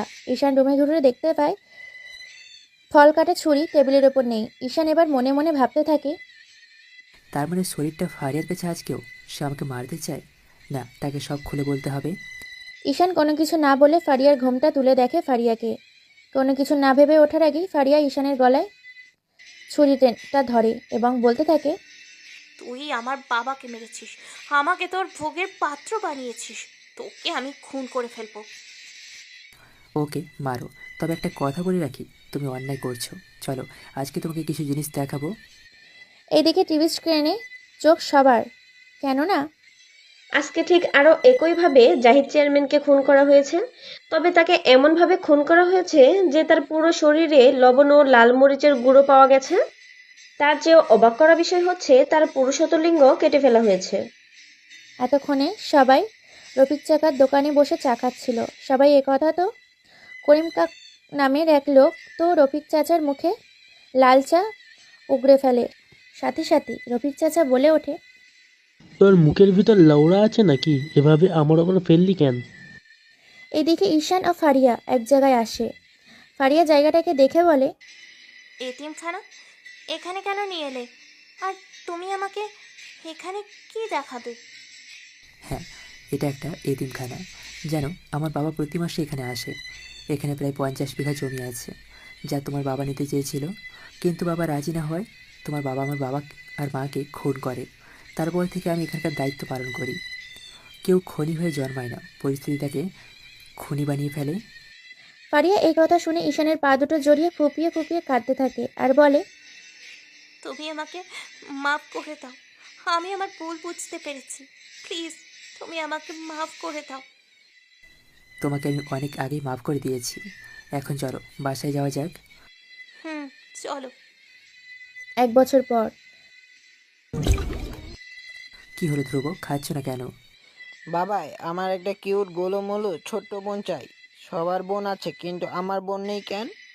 আমারও একটা বোন চাই। যতক্ষণ না এনে দিবে ততক্ষণ তোমাদের সাথে আরই। এই বলে ধ্রুব খাবার রেখে চলে যায়। তাদের ভালোবাসার ফসল হলো এই ধ্রুব। ঈশানও খাবার খেয়ে রুমে চলে আসে। এদিকে ফারিয়া সব কাজ গুছিয়ে রুমে আসে। আসতে না আসতেই ঈশান পিছন থেকে ফারিয়াকে জড়িয়ে ধরে বলে, মনে আছে ধ্রুব আজকের খাবার টেবিলে কি চেয়েছে? মনে আছে। তাহলে আর কি, শুরু হয়ে যাক। কেউ কি মানা করেছে? এই বলে ঈশান আর ফারিয়া ডুব দেয় তাদের অতল ভালোবাসায়। ধীরে ধীরে হারিয়ে যায় তারা দুজন গভীর ভালোবাসায়। এই যে বন্ধুরা, এখন তাদের একটু একা ছেড়ে দিই, তারা তাদের মতো মীরাকে আনার মিশন চালিয়ে যাক। এভাবেই রাতটা কাটে বেশ সুখেই। পরের দিন সকালে ধ্রুব ঘুম থেকে উঠে নামাজ পড়ে ঈশান ও ফারিয়াকে ডাকতে যায়। পাপা, মাম্মাম উঠবে না ঘুম থেকে? অনেক বেলা হয়েছে, উঠো প্লিজ, আমি স্কুলে যাব। এই বলে ডাকতে থাকে আর দরজায় থাপড়াতে থাকে। ঈশান ধ্রুবের গলার আওয়াজ শুনে বলে ওঠে, ধ্রুব, কি হয়েছে বাবা? এভাবে চেঁচামেচি করছো কেন? যাও বাবা, গিয়ে ঘুমিয়ে পড়ো। পাপা, সকাল 8টা বাজে, আমি তো স্কুল যাব। কি, সকাল 8টা বাজে? সকাল 8টা বাজে পাপা, এখন তাড়াতাড়ি করে উঠো। আচ্ছা বাবা, দাঁড়াও, আমি দরজা খুলে দিচ্ছি, কেমন? এই বলে ঈশান ঘরের দরজা খুলে দেয়। তারপর ধ্রুব রুমে প্রবেশ করে এবং ঈশানের দিকে তাকিয়ে ধ্রুব হাসতে হাসতে বলে, পাপা, তোমার ঠোঁটে মুখে এগুলো লাল কি? এগুলো তো আম্মু মাখে। আজকাল কি এগুলো তুমিও মাখো যে তোমার সারা মুখে লেপটে আছে? কই বাবা, কোথায়? আমার মুখ তো কিছুই নেই। সকালে ফার করতেছো তুমি? আমার সাথে ফাজলামি করা হচ্ছে, তাই না? না পাপা, দেখো না, আয়নার সামনে গিয়ে তোমার মুখে লিপস্টিকের দাগ। তারপর ঈশান ধ্রুবের কথা শুনে আয়নার সামনে যায়। আয়নার সামনে গিয়ে দেখতে পায় তার সারা মুখে লিপস্টিকের দাগ। তা দেখে তার কালকের কথা মনে পড়ে যায় যে কালকে সে কি আকাম কুকাম করেছে ফারিয়ার সাথে। তারপর সে লজ্জায় আর কোনো কিছু না বলে একটা টাওয়াল নিয়ে ফ্রেশ হতে চলে যায় অন্যদিকে। ধ্রুব গিয়ে ফারিয়াকে জড়িয়ে ধরে আর বলতে থাকে, আম্মু, ওই আম্মু, উঠো, আমি স্কুল যাব, উঠো। কি হয়েছে বাবা? আসো আমার সাথে, ঘুমাবে আসো। আম্মু, সকাল 8টা বাজে, আমি স্কুল যাব, উঠো ঘুম থেকে, আমি ব্রেকফাস্ট করে নেব। কি, সকাল 8টা বাজে? আচ্ছা তুমি যাও, আমি ফ্রেশ হয়ে তোমাকে দিচ্ছি ব্রেকফাস্ট। তুমি গিয়ে রেডি হবে কিন্তু। ওকে আম্মু। তারপর ধ্রুব চলে যায় রেডি হতে। অন্যদিকে ঈশান আর ফারিয়া ফ্রেশ হয়ে ড্রয়িং রুমে আসে ব্রেকফাস্ট করতে। তখন ফারিয়া বলে ওঠে, ধ্রুব বাবা, তোমার সাব্বির চাচুকে একটু ডেকে আনো তো, সে এখনো ঘুম থেকে ওঠেনি। ব্রেকফাস্ট করবে কতক্ষণে? যাও, তাকে একটু ডেকে নিয়ে আসো বাবা। ওকে আম্মু, যাচ্ছি। তারপর ধ্রুব গিয়ে সাব্বিরকে ডেকে নিয়ে আসে। তারপর তারা সবাই মিলে একসঙ্গে নাস্তা করে নেয়। যখনই সাব্বির আর ধ্রুব বের হবে তখনই ফারিয়া বলে ওঠে, এই শোনো ধ্রুব আর সাব্বির, আমরা আজকে ঘুরতে যাব, তাই তাড়াতাড়ি করে চলে আসবে, কেমন? ওকে ভাবি, ঠিক আছে, আমি তাড়াতাড়ি চলে আসব, আর তোমরা রেগে থাকিও। এই বলে সাব্বির আর ধ্রুব বাসার বাইরে চলে গেল, অর্থাৎ ধ্রুবকে স্কুলে পৌঁছে দিবে। আর হ্যাঁ, আপনাদের তো বলতে ভুলেই গেছি, সাব্বির ফারিয়াদের সাথেই থাকে। তাদের এই জীবনে, এই সুখের জীবনে কি এত সুখ থাকবে, নাকি তাদের জীবনে নতুন কোনো আরও ঝড় আসতে চলেছে, তা অবশ্যই কমেন্ট করে আমাদের জানাবেন। অন্যদিকে ধ্রুব আর সাব্বির স্কুলে পৌঁছে যায়, আর এদিকে ঈশান ফারিয়াকে বলতেছে, কোথায় ঘুরতে যাবে? কিছুদিন আগে তো সিলেট শহরটা ঘুরে আসলাম, আবার নতুন করে কোথায় যাবে? সেই কতদিন ধরে তোমাকে একটা কথা বলবো ভাবছি, অনেকদিন ধরে বলা হয়ে ওঠেনি। বলো, কি কথা বলবে? আর আমিও তোমাকে একটা কথা বলতে যাচ্ছি। আচ্ছা সাব্বির তো হলো আমাদের সাথে সেই শুরু থেকেই আছে, তা যে বয়স পেরিয়ে যাচ্ছে সেদিকে কি তোমার খেয়াল আছে? তা সে তো এখন একটা বিয়ে দেওয়া উচিত আমাদের, তাই না? থাকো, এই জন্য আর কি। তুমিও ঠিক বলেছো, আমি অনেক দিন হলো এই কথাটা ভাবছি, তোমাকে বলবো বলে বলা হয়ে ওঠে না। আচ্ছা, আজকে ঘুরে আসি, তারপরে সাব্বির ভাইকে বলে এর একটা ব্যবস্থা করব, কেমন? তুমি অফিসে যাবে না? ওকে, ঠিক আছে, আমি তাহলে এখন অফিস যাচ্ছি, আমার অফিসে অনেক কাজ আছে। সাব্বির ধ্রুবকে পৌঁছে দিয়ে অফিসে চলে গেছে হয়তো, তাহলে আমিও যাই, তুমি রেডি থাকিও। যাও, দেখে শুনে যাবে কিন্তু। এরপর ঈশান ফারিয়ার ঠোঁট জোড়াতে কিস করে চলে যায়। অন্যদিকে ধ্রুব স্কুলে আর তার বন্ধুদের সঙ্গে খেলা করছে আর সাব্বির অফিসে বসে একটা ফাইল ঠিক করছে। ঠিক তখনই ঈশান গিয়ে বলে ওঠে, কে রে সাব্বির, এত তাড়াতাড়ি আমাকে তরফ দিয়ে অফিসে নিয়ে আসলি? তুই তো পুরো অফিসটাকে কন্ট্রোল করতে পারতি, তাহলে আমাকে এত আর্জেন্ট ডাকার কারণ কি? ভাই, কথা হচ্ছে কি ভাই, জাফর ইকবালকে চেনেন না? সেই জাফর ইকবাল আপনার সাথে দেখা করতে আসছে। মানে এইবারও আপনার সাথে সে এবারও এমপি হতে চায়, সে বিষয়ে আপনার সাথে একটু কথা বলতে আসছে। তাই নাকি? শালা জানোয়ারের বাচ্চাটা এইবার আসছে। এবার তাকে এমন একটা শিক্ষা দিব যে সে সারা জীবন মনে রাখবে যে এই ঈশানের বিরুদ্ধে গিয়ে কথা বলে পরিণাম কি হতে পারে। কেন ভাই, গতবার তো আপনি বললেন তাকে যেন এলাকার সব মানুষ ভোট দেয়, তাহলে এবার কি এমন হলো যে তাকে আপনি দু চোখে দেখতে পারেন না? কোনো সমস্যা হয়েছে কি? আরে তুই জানিস না, তোকে বলেছিলাম তুই এমপি হওয়ার পরে যেন কোনো গরিব মানুষের কষ্ট না হয় সেদিকে খেয়াল রাখবি, তাদের সাহায্য করবি। তোকে বলেছিলাম ছোট ধাপের যে রাস্তাটা আছে সে রাস্তাটা ভেঙে নতুন করে তৈরি করতে, কেননা সে পাশ দিয়ে মানুষ যাতায়াত করতে পারে না। বর্ষাকালে হাঁটুর উপরে পানি থাকে, মানুষের এত পরিমাণ সেখানে একটা গ্যাঞ্জাম সৃষ্টি, আবার অনেক সময় দুর্ঘটনা ঘটে। সেই জন্য তাকে নতুন করে তৈরি করতে বলেছিলাম, কিন্তু সে কি করলো? সরকারের সব টাকা নিজে আত্মসাৎ করলো। কি বলেন ভাই? ওই শালা জানোয়ারটার এত বড় সাহস যে আপনার কথার বিরুদ্ধে কাজ করে? সে তো জানে না বাঘ শিকার করে না বলে যে শিকার করতে ভুলে গেছে সেটা কিন্তু নয়। আপনার ক্ষমতা পাওয়ার সম্বন্ধে তার হয়তো একটুও ধারণা নেই। এই জন্য বলি ভাই, আপনি যে কেন না শুধু শুধু এই কাজ থেকে সরে গেলেন আর আমাকে দায়িত্বটা দিলেন? আরে তুই তো জানিসই না যে তোকে দায়িত্ব দিয়েছি, তাই এখন থেকে তোকে সব দায়িত্ব সামলাতে হবে। আমি শুধুমাত্র তোকে পকেট করব, আমি শুধুমাত্র তোকে প্রোটেক্ট করব যাতে তোর কোনো বিপদ না হয়, ঠিক আছে? আর আমি তোর ভাবিকে কথা দিয়েছিলাম যে আমি এই লাইন থেকে চলে আসব। এসব খুন খারাপি রাহাজারি ভালো লাগছিল রে। একটা সময় ছিল যখন আমি একাই সব স্বীকার করতাম, এখন আর সেই এনার্জিটা নেই। মাঝে মাঝে করি, তুই তো জানিস আমার ব্যাপারটা, তাই না? তাছাড়া তুই তো আছিস। আচ্ছা চল, ওই ইকবাল জাহিদ কি বলে শুনে আসি। ভাই চলো দেখে আসি শালা জানোয়ারের বাচ্চাটা কি বলে আপনাকে।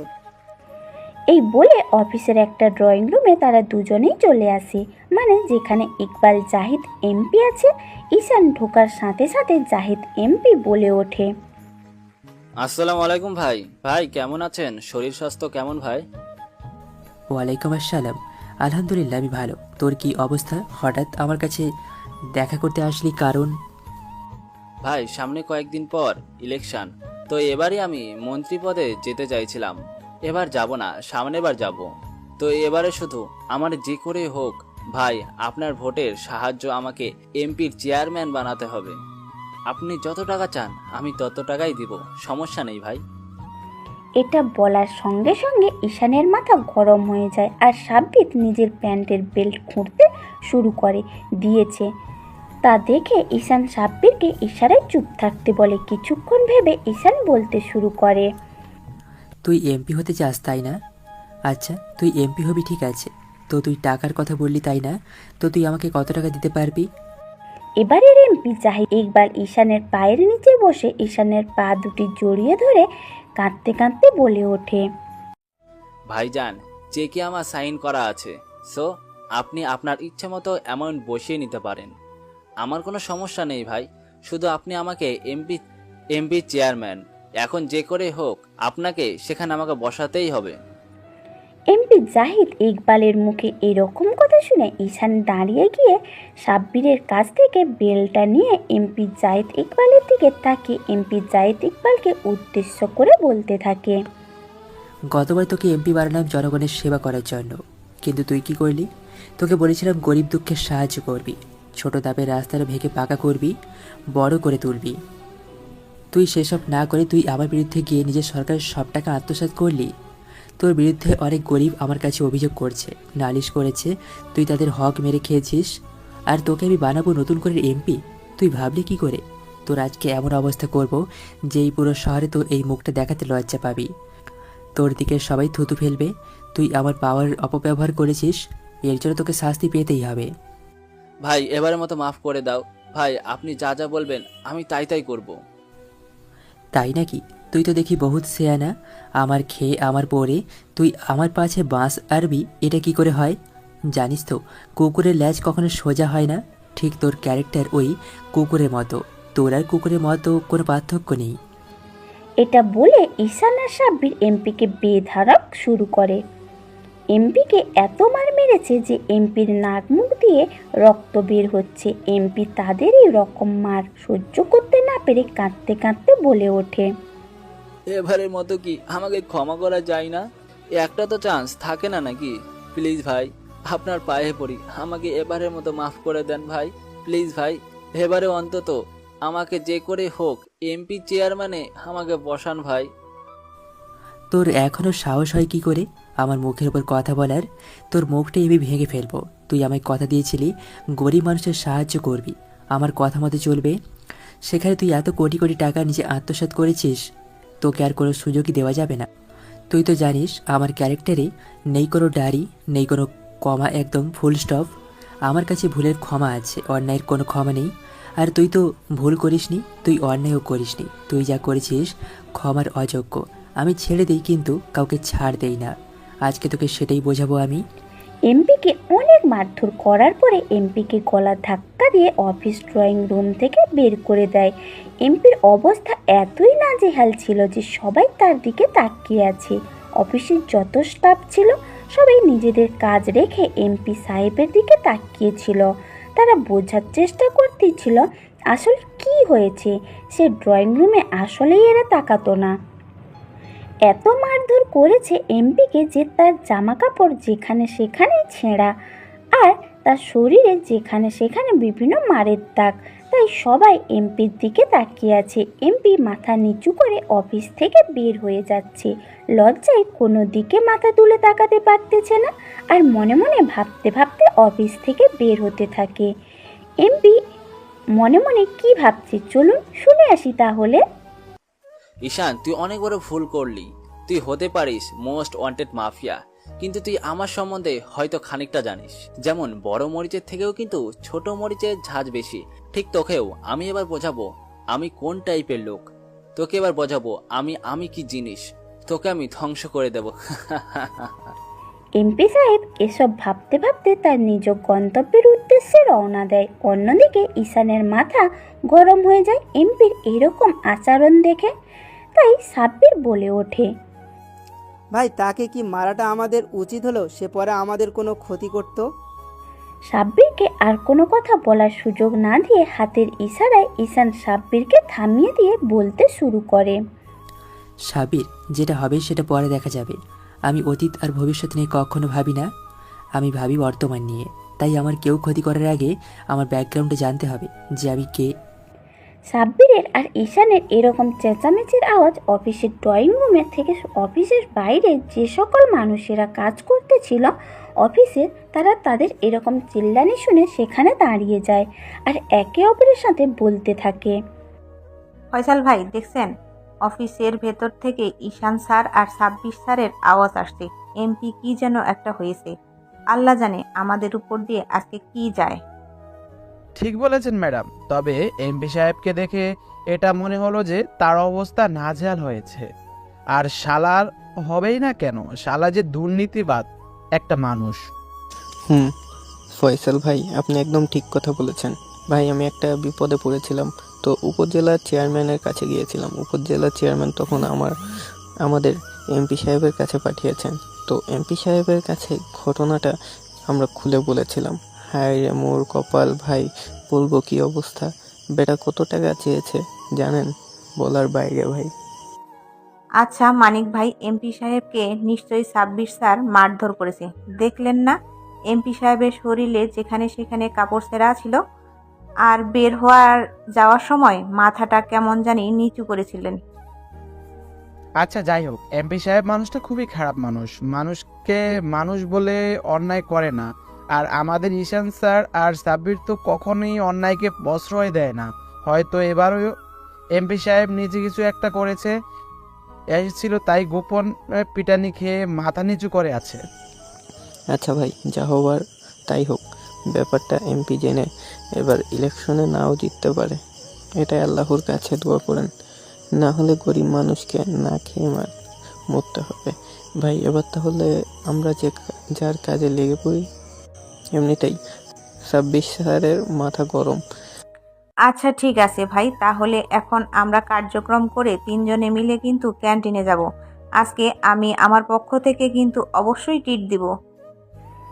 এই বলে যে যার মতো অফিসের কাজ করতে থাকে। অন্যদিক দিয়ে ঈশান আর সাব্বির অফিস ড্রয়িং রুম থেকে বের হয়ে যে যার অফিস কক্ষে নিজেদের কাজ করতে লাগে। এভাবে দেখতে দেখতে অফিসের টিফিনের সময় হয়ে যায়। যে যার মতো ক্যান্টিনে গিয়ে খাবার খেয়ে আবার অফিসের কাজে হাত লাগায়। এভাবে দেখতে দেখতে বিকেল 4টা বেজে যায়। তাই আজকে অফিস একটু তাড়াতাড়ি ছুটি দিয়েছে, কারণ ফারিয়া বলেছিল কোনো এক জায়গায় ঘুরতে যাবে।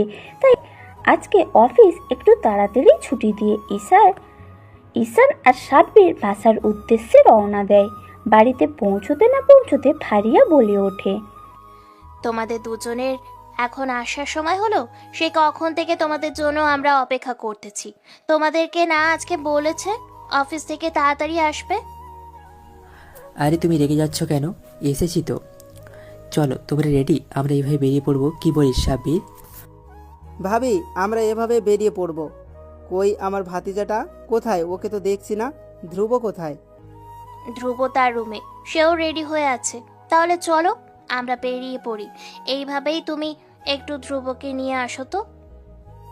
ভাবি আমি যাচ্ছি। তারপর সাব্বির গিয়ে ধ্রুবকে তার রুম থেকে নিয়ে আসলো এবং বেরিয়ে পড়ল কোনো এক অজ্ঞাত জায়গায়, যেখানে ফারিয়া তাদেরকে নিয়ে যাচ্ছে সারপ্রাইজ দেওয়ার জন্য। তো চলুন জায়গাটা আমি আপনাদেরকে বলে দিই, আপনারা আবার তাদেরকে বলে দিয়েন না কেমন? পঞ্চগড় 0 পয়েন্ট। এটা পঞ্চগড় তেঁতুলিয়ার কাছে অবস্থিত। দেখতে অনেক সুন্দর মনোরম একটা পরিবেশ, চারিদিকে গাছপালা দিয়ে পরিপূর্ণ, যেখানে প্রাকৃতিক সবুজ দিয়ে ঘেরা এই সৌন্দর্য। আবার এখান থেকে কিছুটা দূর এগিয়ে গেলে পাওয়া যাবে নীলসাগর, যেখানে কোনো এক দুঃখী মানুষ তার এক বুক ভরা দুঃখ নিয়ে যদি সেই নীলসাগরের পানিতে মিশে যায়, মনটা নিমিষেই ভালো হয়ে যায়। তবে এর একটা অন্যতম গুণ আছে, সেটা হলো এর পানি চকচকে যেন আয়নার মতো। আবার সেই নদীটা চারদিক দিয়ে ঘুরে দেখার জন্য সেখানে আছে স্টিমার নৌকা, যেগুলো চড়ে মানুষ পুরো নদীটা চারদিক দিয়ে ঘুরে উপভোগ করতে পারে। আজকে ফারিয়া, সাব্বির, ঈশান, ধ্রুব নদীটা উপভোগ করতে স্টিমারে চড়বে। তো ফারিয়া কি বলে চলুন শুনে আসি তাহলে। কাকু, আমরা 4 জন এই স্টিমারে চড়বো। আমাদের পুরো নদীটা ঘোরাতে হবে কিন্তু। ঠিক আছে মামুনি, তোমরা 4 জন তাহলে উঠে বসো। আচ্ছা, আমাদের 4 জনের চড়াই কত টাকা হতে পারে? কি হচ্ছেটা কি? তুমি একটু থামবে? আমাদেরকে টাকা পয়সার কোনো কিছু কম আছে নাকি? না মানে আর কি, জিজ্ঞাসা করে নেওয়া তো ভালো, তাই না? সে তোমরা তোমাদের মতো করে দিও বাবা, কোনো সমস্যা নেই। তোমরা ঘুরতে এসেছো সেটাই বড় কথা। তোমরা না হয় তোমাদের যা ইচ্ছা তাই দিও, আমি তাতেই খুশি। তো চলো তোমাদের পুরনো নদীটা ঘুরিয়ে আনি। চলুন কাকা। এরপর তারা 4 জন মিলে চড়ে পড়ে নদীটা ঘুরে দেখে।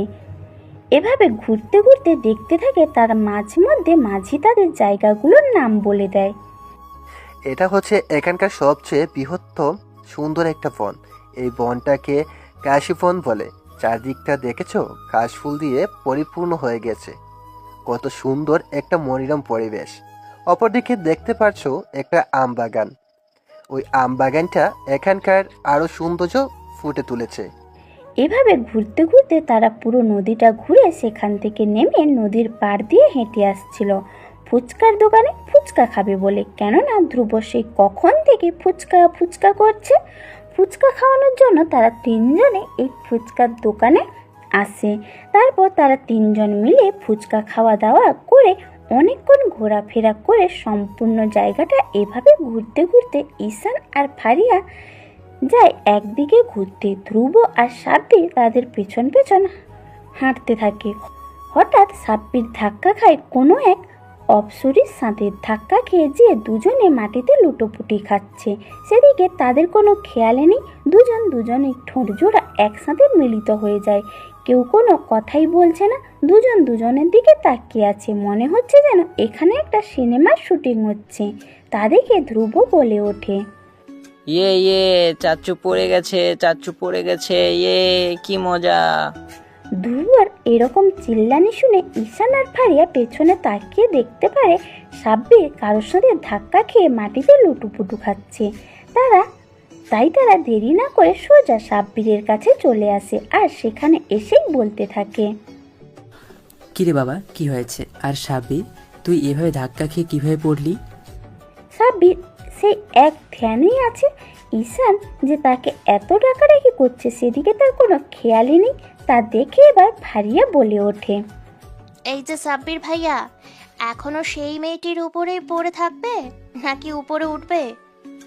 ফারিয়া এরকম কথা শুনে সাব্বির তাড়াহুড়ো করে সেই মেয়েটার ওপর থেকে উঠে দাঁড়ায়। এতক্ষণ এত কিছু ঘটে যাওয়ার কারণে মেয়েটির দিকে কেউ ভালো করে তাকায়ও নি। সবাই সাব্বিরকে নিয়ে ধরে পড়ে আছে। হঠাৎ ফারিয়া সেই মেয়েটির দিকে তাকিয়ে তো একেবারেই অবাক।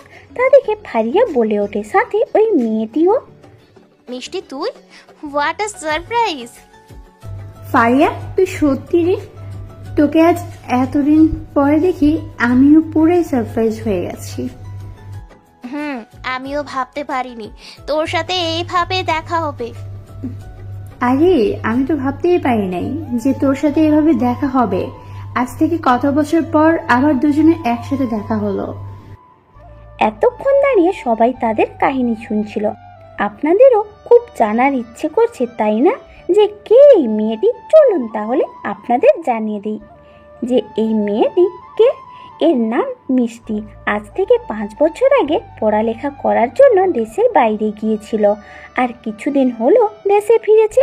ফারিয়া আর মিষ্টি ছিল বেস্ট ফ্রেন্ড। ফারিয়া দেশ থেকে লেখাপড়া করে আর মিষ্টি দেশের বাইরে যায় লেখাপড়া করতে। তারপর তাদের মধ্যে আর কোনো কন্টাক্ট হয়নি। আর আজ এত দিন পর তাদের দুজনের দেখা হয়েছে। তাদের কথোপকথনের মধ্যে ঈশান বলে ওঠে, এখানে কি হচ্ছে আমি কিন্তু কোনো কিছু বুঝতে পারছি না। উনি কে? তুমি কি ওনাকে চেনো? আরে তোমাদের তো পরিচয় করাতেই ভুলে গিয়েছি। এই হলো আমার ছোটবেলার বান্ধবী মিষ্টি। আমরা ছিলাম বেস্ট ফ্রেন্ড। সে বিদেশে লেখাপড়া করতে চায়, তারপর তার সাথে আর কোনো কন্ট্রাক্ট হয়নি। ফারিয়া, এইটা কি আমাদের দুলাভাই নাকি? রে, তোর দুলা ভাই। নাইস টু মিট ইউ ভাইয়া, কেমন আছেন?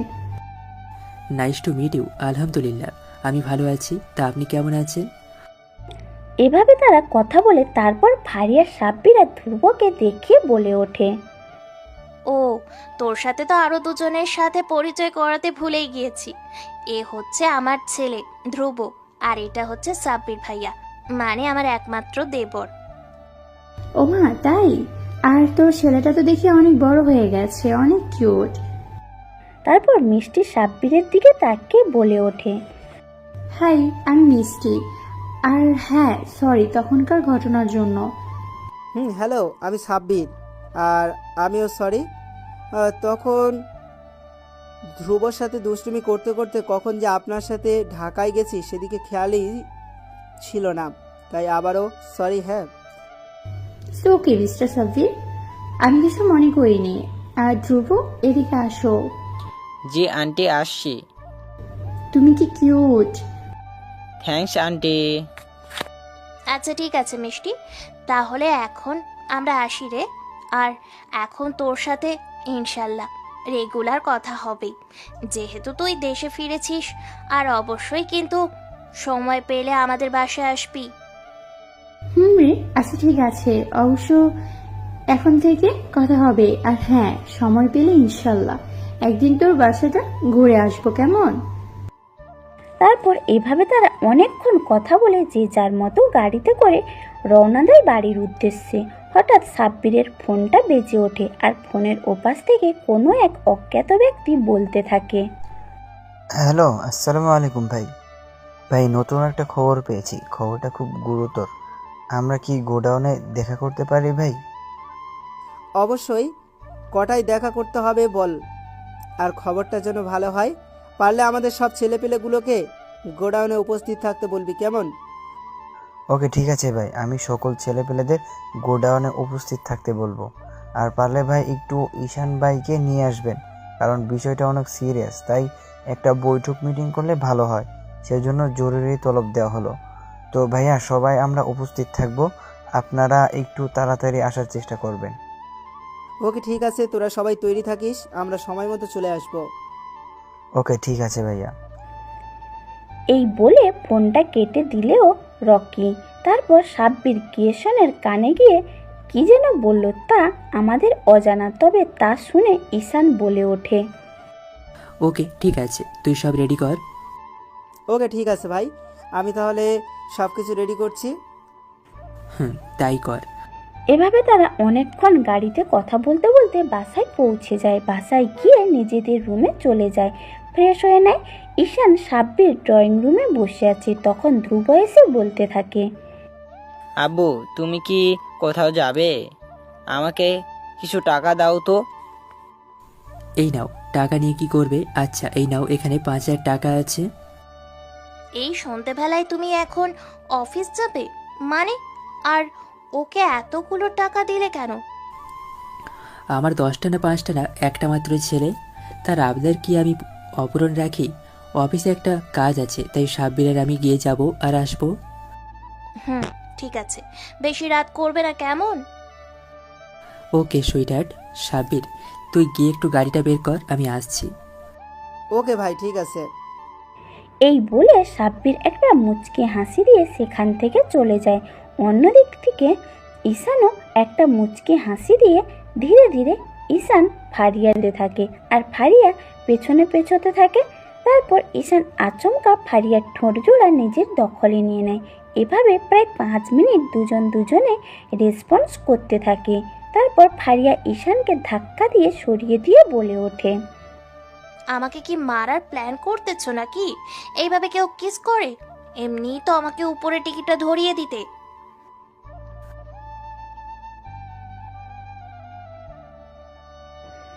এটা বলে ঈশান একটা মুচকি অর্থাৎ ডেভিল হাসি দিয়ে সেখান থেকে বেরিয়ে পড়ে গোডাউনের উদ্দেশ্যে। অন্যদিকে সাব্বির গাড়ি বের করে অপেক্ষা করছে ঈশানের জন্য, আর ওইদিকে গোডাউনের ঈশানের ছেলেপেলেগুলো সবাই রেডি হয়ে আছে একটা সিক্রেট মিশনের জন্য, যেটা আজকে তারা নিজেদের মধ্যে আলোচনা করে কিভাবে পজিশন নেবে তা ঠিক করবে। চলুন তাহলে আমরাও সেই গোডাউনের ঘটনাটা শুনে আসি। তারপর তারা গোডাউনে পৌঁছে যায়। গোডাউনের ভেতরে ঢুকতে না ঢুকতে রকি নামে সেই ছেলেটি বলে ওঠে, আসসালামু আলাইকুম ভাই। ভাই কেমন আছেন? ওয়ালাইকুম আসসালাম। আলহামদুলিল্লাহ আমি ভালো আছি। তোমরা সবাই ভালো আছো তো নাকি? তা কি খবর দেওয়ার জন্য এত জরুরিভাবে একটা তলব করলে? ভাই, আমরা একটা খবর পেয়েছি, খবরটা খুবই গুরুত্বপূর্ণ, সেই জন্য আমরা সবাই মিলে এখানে জড়ো হয়েছি। আর প্লাস আপনাকে এখানে আসতে হয়েছে কারণ আপনি ছাড়া এটা আমরা কিভাবে কি করব বুঝতে পারতেছি না। তাছাড়া এখানে অনেক ভাই আছে, সাবির ভাই আছে, আমরা আছি, তাই আপনাকে নিয়ে আসা হয়েছে ভাই। আচ্ছা ঠিক আছে, ব্যাপারটা এত সিরিয়াস না করে একটু খোলসা করে বলো দেখি, আমিও শুনি। ভাই খবরটা হচ্ছে আমাদের এই এলাকাতে কয়েক দিনের মধ্যে ড্রাগস এবং কিছু নারী পাচার হবে। সেই সাথে আমরা এটাও খবর পেয়েছি আমাদের দেশের শত্রুরা আক্রমণ করতে চলেছে। এটা যদি আমরা থামাতে না পারি তাহলে দেশের অনেক বড় ক্ষতি হয়ে যাবে, তাই আমরা আপনাকে এখানে ডেকেছি। তাই নাকি? এত বড় খবর। আচ্ছা, যে আক্রমণ করবে তার কোনো ক্লু পেয়েছিস? আর এই কিডন্যাপিং অর্থাৎ মেয়ে পাচার করছে এবং ড্রাগস ডিলার করছে সে কে? ভাই, যে মেয়ে পাচার এবং ডান্স ডিলারের জড়িত আছে সেই ডিলারের নাম হচ্ছে Harpreet Dongra, underworld most of the criminal. Okay প্রায় চীন, জাপান, ইরাক, পাকিস্তান এসব দেশের পুলিশগুলো এই হারপিট ডোঙ্গারকে ধরার জন্য বিভিন্ন জায়গায় বিভিন্নভাবে ফাঁদ পেতেছে, কিন্তু তার হাতে অনেক বড় হওয়ায় তাকে কেউ ধরতে পারছে না। সে সবার দোয়াছোয়ার বাহিরে। তাই নাকি? ভ্যারি ইন্টারেস্টিং তো ব্যাপারটা। কিন্তু সে যদি চলে পাতায় পাতায়, আমি চলি ডালে ডালে, আর সে যদি চলে ডালে ডালে, আমি চলি পাতায় পাতায়। আমি সবসময় মাইন্ড গেম খেলতে ভালোবাসি, সেটা তোরা ভালো করে জানিস।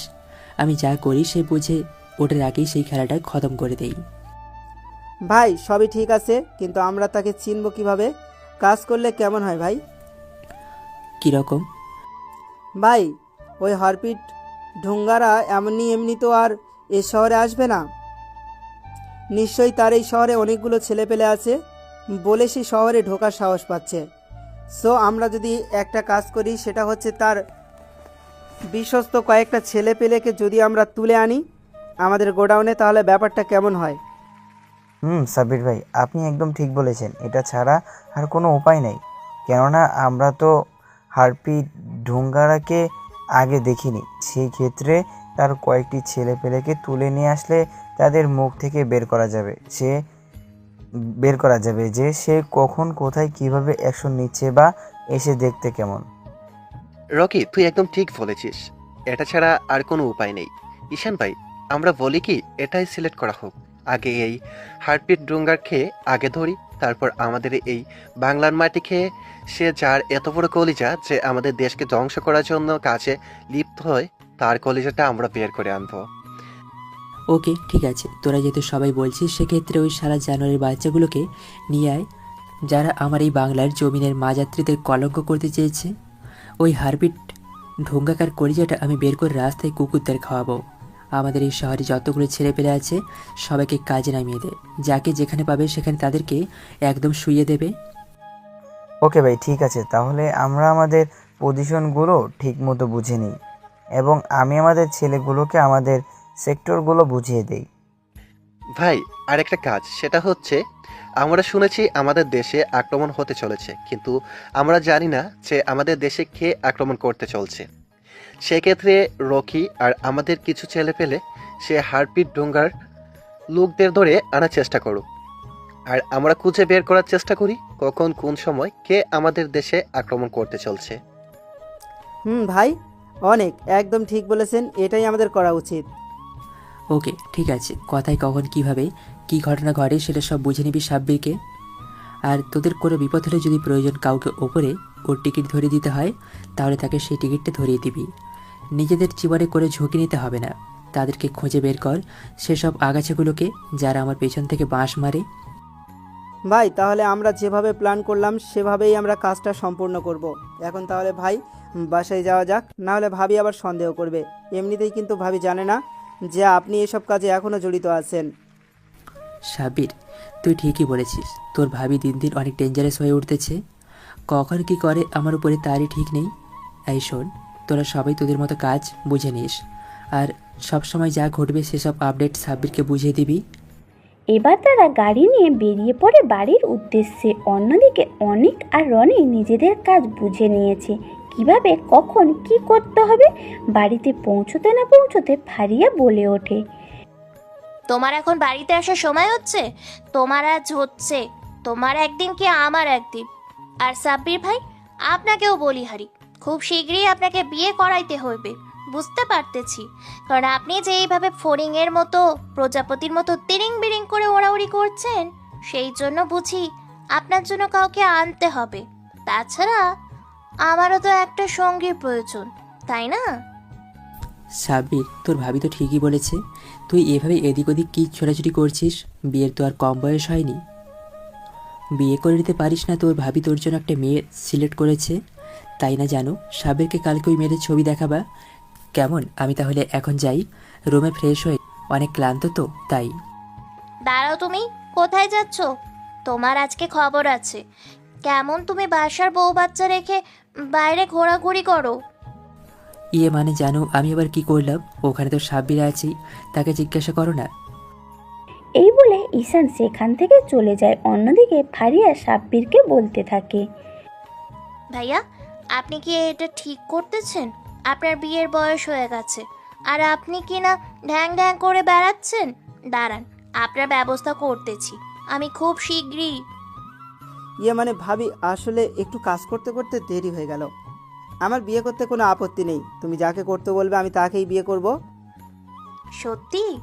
আমি যাকে বিয়ে করতে বলবো তুমি তাকে বিয়ে করবে? আচ্ছা, তাহলে আমার বান্ধবী মিষ্টিকে তোমার কেমন লাগে? মানে ওই আর কি, তোমার যা ইচ্ছে। আর কি ভাবি? এটা বলে সাব্বির লজ্জা পেয়ে যায়। দৌড়ে তার নিজের রুমে চলে যায়। অন্যদিকে ফারিয়া হাসতে হাসতে বলে ওঠে, পাগল একটা, আমার বান্ধবীটাকেই কাজে লাগাতে হবে। এসব ভাবছে ফারিয়া। অন্যদিকে ঈশানের ছেলেগুলো সবাই হন্য হয়ে খুঁজে বেড়াচ্ছে তাদের, যেসব অজ্ঞাত ব্যক্তিদের যারা জঘন্যতম অন্যায় করতে চলেছে, মেয়ে পাচার এবং ড্রাগস ডিলারকারী, সেই সব ব্যক্তিদের খুঁজে বেড়াচ্ছে হন্য করে। তারা অলিতে গলিতে যাকে যেখানে পাচ্ছে তাকে জিজ্ঞাসা করতেছে, যাকে যেখানে পাচ্ছে হারপিট ডুঙ্গারার লোকদেরকে সেখান থেকে ধরে তুলে নিয়ে আসতেছে তাদের গোডাউনে। এরই মধ্যে প্রায় 10 থেকে 12 জনকে গোডাউনে নিয়ে চলে এসেছে। তারপর রকি সাব্বিরকে ফোন করে বলে ওঠে, হ্যালো, আসসালামু আলাইকুম সাব্বির ভাই। ভাই, আমরা প্রায় 10 থেকে 12 জন হারপিট ঢুঙ্গারার দলের ছেলেপেলেগুলোকে তুলে নিয়ে চলে এসেছি আমাদের গোডাউনে। আপনারা কি আসতে পারবেন, নাকি আমরা নিজেরাই কাজটা সেরে ফেলবো? কি, তোরা এত তাড়াতাড়ি তাদেরকে ধরতে পারলি? খুব ভালো কাজ করেছিস। আমরা খুব শীঘ্রই চলে আসব। তোরা এরই মধ্যে তোদের কাজ শুরু করে দে। আমরা শুধু গিয়ে গেমটা ওভার করব। খেলিস খতম। ঠিক আছে ভাই, আমরা তাহলে আমাদের গেমটা শুরু করে দিই। আপনি খুব শীঘ্রই চলে আসবেন। এই বলে রকি ফোনটা কেটে দেয়। তারপর সাব্বির গিয়ে ঈশানকে মেসেজ করে বলে ওঠে। ঈশান বিছানায় বসে ফোন চাপাচাপি করতেছিল। হঠাৎ স্ক্রিনে তাকিয়ে দেখতে পায় সাব্বির মেসেজ করেছে। তাই সে মেসেজটা ওপেন করে পড়তে শুরু করে। চলুন মেসেজে কী লেখা আছে সেটা আমরা শুনে আসি। ভাইয়া, রকি ফোন করে বলল যে হারপিট ঢোঙ্গার ছেলেপেলেগুলোকে ধরে এনেছে আমাদের গোডাউনে, তাই যেতে বলল। তো ভাইয়া, তুমি কি যাবা নাকি আমি একাই যাব? লেখাটা পড়ে SMS ছোট্ট করে একটা মেসেজ করে বলে দেয়, গাড়ি বের করো। তারপর তারা দুজনে গাড়ি নিয়ে বেরিয়ে পড়ে গোডাউনের উদ্দেশ্যে। পৌঁছে যেতে না যেতে তাদের ছেলেপেলেগুলো গোডাউনের উপস্থিত হয়ে যায়। গোডাউনের ভেতরে গিয়ে সাব্বির বলে ওঠে, কোথায় সেই শালা জানোয়ারের বাচ্চাগুলো, শালা কুত্তার বাচ্চাগুলো কোথায়? এই রকি, কোথায় রে তুই? শালা কুত্তার বাচ্চাগুলোকে নিয়ে আয় আমাদের সামনে, দেখি তাদের কলিজাগুলো কত বড় হয়েছে যে আমাদের সাথে পাঙ্গা নেই। ভাই, শালা হারামজাদাগুলোকে ভেতরে বেঁধে রেখেছি চেয়ারের সাথে, চলুন আপনারা। তারপরে ঈশান আর সাব্বির গোডাউনের একটা রুমের ভেতরে যায়। সেখানে দেখতে পায় কয়েকটি ছেলেকে চেয়ারের সাথে বেঁধে রেখেছে এবং প্রচণ্ড মারধর করেছে। স্পষ্ট বোঝা যাচ্ছে। তারপর সাব্বির আর ঈশানকে 2টা চেয়ারে এগিয়ে দেয়। তারপর ঈশান ছেলেগুলোর সামনে বসে বলতে শুরু করে, আহা রকি, তোর কি একটু দয়া মায়া নেই? এভাবে বেচারাদের কেউ মারে? আচ্ছা, মেরেছিস তো মেরেছিস, কোনো কিছু বের করতে পেরেছিস কি? না ভাই, এত মারধর করার পরও কোনো কিছু বের করতে পারিনি। আমরা মারধর করে ক্লান্ত হয়ে গিয়েছি, আর তারা মার খেয়েও ক্লান্ত হয়নি। শালাগুলোর শরীরের চামড়াগুলো মনে হয় গন্ডারের চামড়া দিয়ে তৈরি। আমি জানতাম তোদের দ্বারা কোনো কিছুই হবে না। আরে বোকা, এত মারধর কেউ করে? ছোট 2টা কাজ করবি, দেখবি সুরসুর করে সব কিছু পেটের ভেতর থেকে তোকে বের করে দেবে। খুলে বলবে।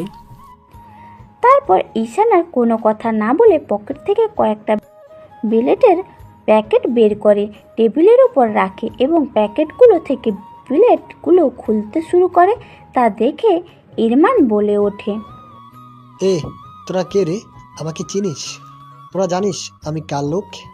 আমি কার লোক শুনলে তোরা ফ্যান্টে হিসু করে ফেলবি। আর তোরা এসেছিস আমাকে তুলে।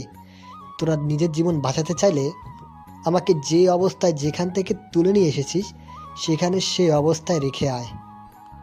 কেন রে, তোর কি মনে হচ্ছে, নাকি আমাদের দেখে তোর জোকার মনে হচ্ছে? রাইট, অ্যাবসলিউটলি রাইট, তুই ঠিক বলেছিস। তোদের সবাইকে দেখে জোকারই মনে হচ্ছে আমার কাছে।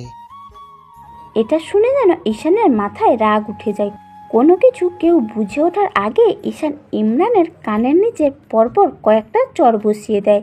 চরের শব্দগুলো এত জোরে ছিল যে পুরো বিল্ডিংটা যেন থরথর করে কাঁপতেছিল। পুরো রুমটা যেন একদম নিস্তব্ধ হয়ে যায়। কারো মুখ দিয়ে কোনো কথাই বের হচ্ছে না। তারপর ঈশান বলতে শুরু করে, কোথায়, কখন তোর বয়স? মানে হারপিট ঢুঙ্গার মেয়ে পাচার এবং ড্রাগস ডিল করব? সত্যি করে বলবি তো এখান থেকে সোজা বেরিয়ে যাবি। তোকে কেউ টাচ পর্যন্ত করবে না। আর মিথ্যা বললে তো জানিসই তার শাস্তি কী হতে পারে। আবে কে রে তুই যে তোর কাছে আমাকে কবিয়ত দিতে হবে? আমরা কখন কি করব তা কোনো কিছুই তোকে বলবো না। তুই কি করবি করে নে। সত্যি তুই বলবি না? তখন ইমরান চিৎকার দিয়ে বলে ওঠে, এই শালা জারাজের বাচ্চা, তোকে আমি বললাম না তুই আমার মুখ থেকে কোনো কথাই বের করতে পারবি না? এই কথাটা শুনে ঈশানের যে রাগটা আরো দুগুণ হয়ে যায়। রাগে তার পুরো শরীরটাই কাঁপছে, মনে হয় যে এক্ষুনি ফেটে যাবে। ঈশান তার রাগ কোনোভাবেই সামলাতে পারছেন না, তাই কোনো কিছু কেউ ভেবে ওঠার আগে ঈশান ইমরান সহ প্রায় 5 থেকে 6 জনের বেল্ট দিয়ে হাতের শিরা কেটে দেয়। মুহূর্তেই যেন পুরো রুমটা লাল রক্তে ছুঁয়ে যায় এবং ঈশান একের পর এক তাদের হাতে বেল্টের দিয়ে আঘাত করতে থাকে এবং এই পর্যায়ে তারা সেখানে মারা যায়। ঈশানের এরকম রূপ দেখে কেউ কোনো কিছু বলার সাহস পাচ্ছে না। তার পাশে বসে থাকা ইয়াস নামের আরেকটি ছেলের কাছে এগিয়ে এগিয়ে ঈশান বলতে শুরু করে, কি রে, তুই নিজে বলতে শুরু করবি নাকি তোকে 3rd ডিগ্রি দিতে হবে? ঈশানের এরকম কথা শুনে সেখানে আরও 5 জন বসে থাকা ভয়ে শেষ। তাদের জীবন যেন যাই অবস্থা। তাদেরকে চেয়ারের সাথে বেঁধে রেখেছে রকি। ছেলেপেলেগুলো এবার পেঁয়াজ ভয়ে ভয়ে বলতে শুরু করে,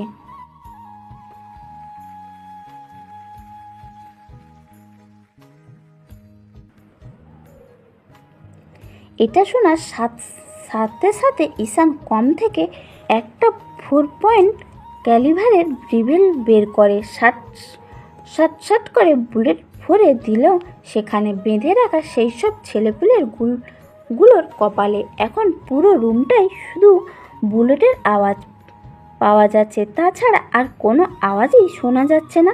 বুলেটের শব্দে যেন পুরো রুমটা একদম নিস্তব্ধ এবং শুনশান হয়ে গেছে। মুহূর্তেই তারা 5 জন সেখানেই মারা যায়। তারপর ঈশান বলে ওঠে, রকি, তোরা এদের লাশগুলোকে টুকরো টুকরো করে এমন জায়গায় ফেলে আসবি যেখানে কাকপক্ষীরা পর্যন্ত টের পাবে না, এবং তোরা তোদের মতো পজিশন নিয়ে নে। ঠিক রাত 12টায় তোরা সবাই সেখানে উপস্থিত থাকবি। আমি আর সাব্বির আমরা সময় মতো চলে আসবো। He is the clear? Okay ঠিক আছে ভাই, শালাগুলাকে এমন জায়গায় ফেলবো যেখানে কাকপক্ষীরা পর্যন্ত টের পাবে না, আর আমরা আমাদের সময় মতো সেখানে পৌঁছে যাব। শুধু আপনারা ঠিক সময় মতো চলে আসেন। ওকে ঠিক আছে।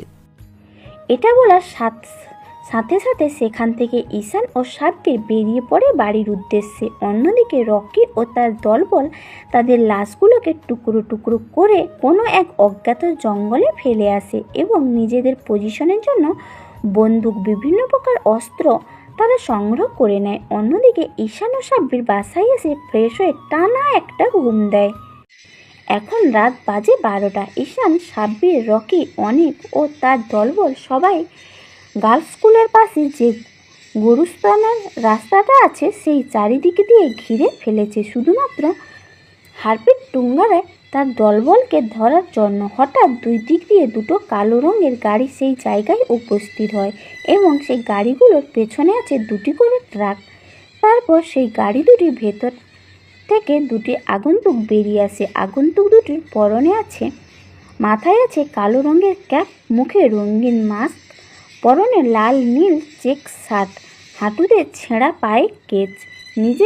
নিজেদের মধ্যে কথা বলতে থাকে এবং হ্যান্ডশেক করে যখনই গাড়িতে গিয়ে বসতে যাবে ঠিক তখনই কোথা থেকে যেন শুরু হয় বুলেটের শব্দ। এখন শুধু চারিদিক দিয়ে গোলাগুলি আর গোলাগুলিই হচ্ছে। হরিপিট টুঙ্গারা ও তার দলবল কোনো কিছু করে ওঠার আগেই নিমিষেই হরিপিট টুঙ্গারা লোকেরা সেখানে মারা যায় এবং হরিপিট টুঙ্গারা যখনই পালাতে যাবে তখনই ঈশান, সাব্বির, অনিক, রকি চারিদিক দিয়ে ঘিরে ফেলে ওকে। তারপর হরিপিট টুঙ্গারা ভয়ে ভয়ে বলতে শুরু করে, কে তোরা? আর তোরা আমাকে চারিদিকে ঘিরে রেখেছিস কেন? তোরা জানিস আমি কে? তোরা আমার লোকদের মেরেছিস, তোদের কাউকে আমি ছাড়বো না। শুধু এখান থেকে আমাকে একবার যেতে দে। শরীরে ছাগলের কথা, ছাগল যখন ছাড়া থাকে তখন খুব ছটপট করে। যখনই তার গলায় রশি বাঁধা পড়ে তখনই তার ইতরানি ঠান্ডা হয়ে যায়। ঠিক তোর অবস্থা হয়েছে এমনই। প্লিজ তোরা আমাকে যেতে দে। আমি আর কোনো দিন অন্যায় করব না। আমি এদেশ থেকে চলে যাচ্ছি। আর এদেশের মাটিতে কোনো দিন পা রাখবো না। তোরা আমাকে একেবারের মতো ছেড়ে দে। আমি যত অন্যায় করেছি সব অন্যায়ের জন্য ক্ষমা চাচ্ছি। আমাকে তোরা যেতে দে, তোদের পায়ে পড়ি। চুপ শালা জানোয়ারের বাচ্চা, একদম কথা বলবি না। তুই আমাদের দেশে এসে আমাদের দেশ থেকে নারী পাচার করবি? তোর এত বড় কলিজা? তোকে এখানে মেরে এখানে পুঁতে দেবো রে। তুই জানিস না তুই কার শহরে ঢুকেছিস? তারপর আর কোনো কথা না বলে ঈশান পুরো 6টা বুলেট ভরে দেয় হরিপ্রীত টুঙ্গারার কপালের ঠিক মাঝ বরাবর। নিমিষেই হরিপ্রীত টুঙ্গারা সেখানেই মারা যায়। তারপর ঈশান বলে ওঠে, তোরা গাড়ি দুটো চেক করে দেখ কি আছে, দুটো চেক করে আমাদের গোডাউনে নিয়ে চল। ঈশানের কথা মতো সাব্বির গিয়ে একটা ট্রাক খুলে দেখে সেখানে টাকা ভর্তি পুরো ট্রাক। অন্য ট্রাক ছাপ খোলার সাথে সাব্বির যাকে দেখে সে তাকে দেখে সেখানে পুরো নিস্তব্ধ হয়ে যায়। কেননা হঠাৎ করে মিষ্টি দৌড়ে এসে সাব্বিরকে জড়িয়ে ধরে এবং ফুপিয়ে ফুপিয়ে বলতে শুরু করে, আপনি এখানে কি করে? আমিও তো বুঝতে পারছি না যে আপনি এখানে কিভাবে। আর আমরা আপনাদের বাঁচাতে এসেছি। আগে বাড়ি চলুন, তারপর আপনাকে সবটা খুলে বলবো। চলুন। তারা আমাকে একটা শপিং মল থেকে তুলে নিয়ে এসেছিল এবং এখানে একদিন ধরে আমাকে আটকে রেখেছে। আমি বাসায় যেতে চাই। চলুন প্লিজ, আমাকে বাসায় গিয়ে দিন। তারপর সাব্বির সব মেয়েগুলোকে তাদের নিজ নিজ জায়গায় পৌঁছে দিতে বলে। মিষ্টিকে তার সাথে করে নিয়ে ঈশানের সামনে আসে আর বলে, ভাইয়া, ভাবির বান্ধবী মিস মিষ্টি, তাকেও এখানে তুলে নিয়ে এসেছিল এবং আমি বাকি মেয়েগুলোকে তাদের নিজ নিজ গন্তব্যে পৌঁছে দিতে বলেছি। আইসি শোনো, মিষ্টি এখানে যা যা হয়েছে তার জন্য একটাও ফারিয়া না জানে। তোমাকে আমি সব পরে খুলে বলবো। এখন চলো আমাদের সাথে আমাদের বাসায় যাবে। রকি, অনিক, তোরা পুরো জায়গাটা পরিষ্কার করে দিবি যেন এখানে একটা রক্তের ফোঁটা পর্যন্ত না থাকে। এটা বলার পর ঈশান সাব্বির আর মিষ্টি যখন পেছনে ঘুরে হাঁটা দেবে ঠিক তখনই মিষ্টি দেখতে পারে সাব্বিরকে কেউ একজন গুলি করতে যাচ্ছে। তখনই কোনো কিছু বুঝে ওঠার আগেই মিষ্টি গিয়ে সাব্বিরের পেছনে দাঁড়ায় আর সাথে সাথে মিষ্টির পেটে বুলেটের ওপর করে দেয় আর মিষ্টি সেখানেই পড়ে যায়। বুলেটের শব্দ শুনতে পেয়ে সবাই পেছনে তাকিয়ে দেখতে পায় মিষ্টি সাব্বিরের পেছনে পড়ে আছে। তখনই সাব্বির আর কোনো কিছু না ভেবে যেদিক দিয়ে গুলিটা এসেছিল সেদিকে তাকিয়ে দেখতে পায় হরিপ্রীত টুঙ্গারা একটা লোক এখনও জীবিত আছে এবং সেই গুলিটা করেছে। সাব্বির আর দেরি না করে বন্দুক বের করে শট করে সে লোকটির কপালে পুরো 6টা বুলেট ভরে দেয়। দৌড়ে মিষ্টিকে কোলে করে নিয়ে গাড়িতে বসায়। এখন ঈশান ড্রাইভিং করছে আর সাব্বির মিষ্টির মাথাটা নিজের কোলে নিয়ে বলতে শুরু করে, এই মিষ্টি, তোমার কোনো কিছুই হবে না। আমি তোমার কোনো কিছু হতে দিব না, তুমি চিন্তা করো না। আমরা এখনই হসপিটালে পৌঁছে যাব। কিছুক্ষণের মধ্যে ঈশান ও সাব্বির হসপিটালে পৌঁছে যায়। তারপর তারা তাড়াহুড়ো করে ডাক্তার ডাকে মিষ্টিকে নিয়ে অপারেশন থিয়েটারে নিয়ে যায়। ডক্টর অপারেশন থিয়েটারের রুমে মিষ্টির অপারেশন করছে। অন্যদিকে ঈশান ফারিয়াকে এখানে আসতে বলে। সবাই এখন হসপিটালের বাইরে অপেক্ষা করছে। এভাবে কয়েক ঘন্টা পরেই অপারেশন সাকসেসফুল হয়। সবাই মিষ্টিকে দেখতে কেবিনেই যায়। তারপর সবাই অনেক কথা বলে এভাবে কেটে যায় বেশ কিছুদিন।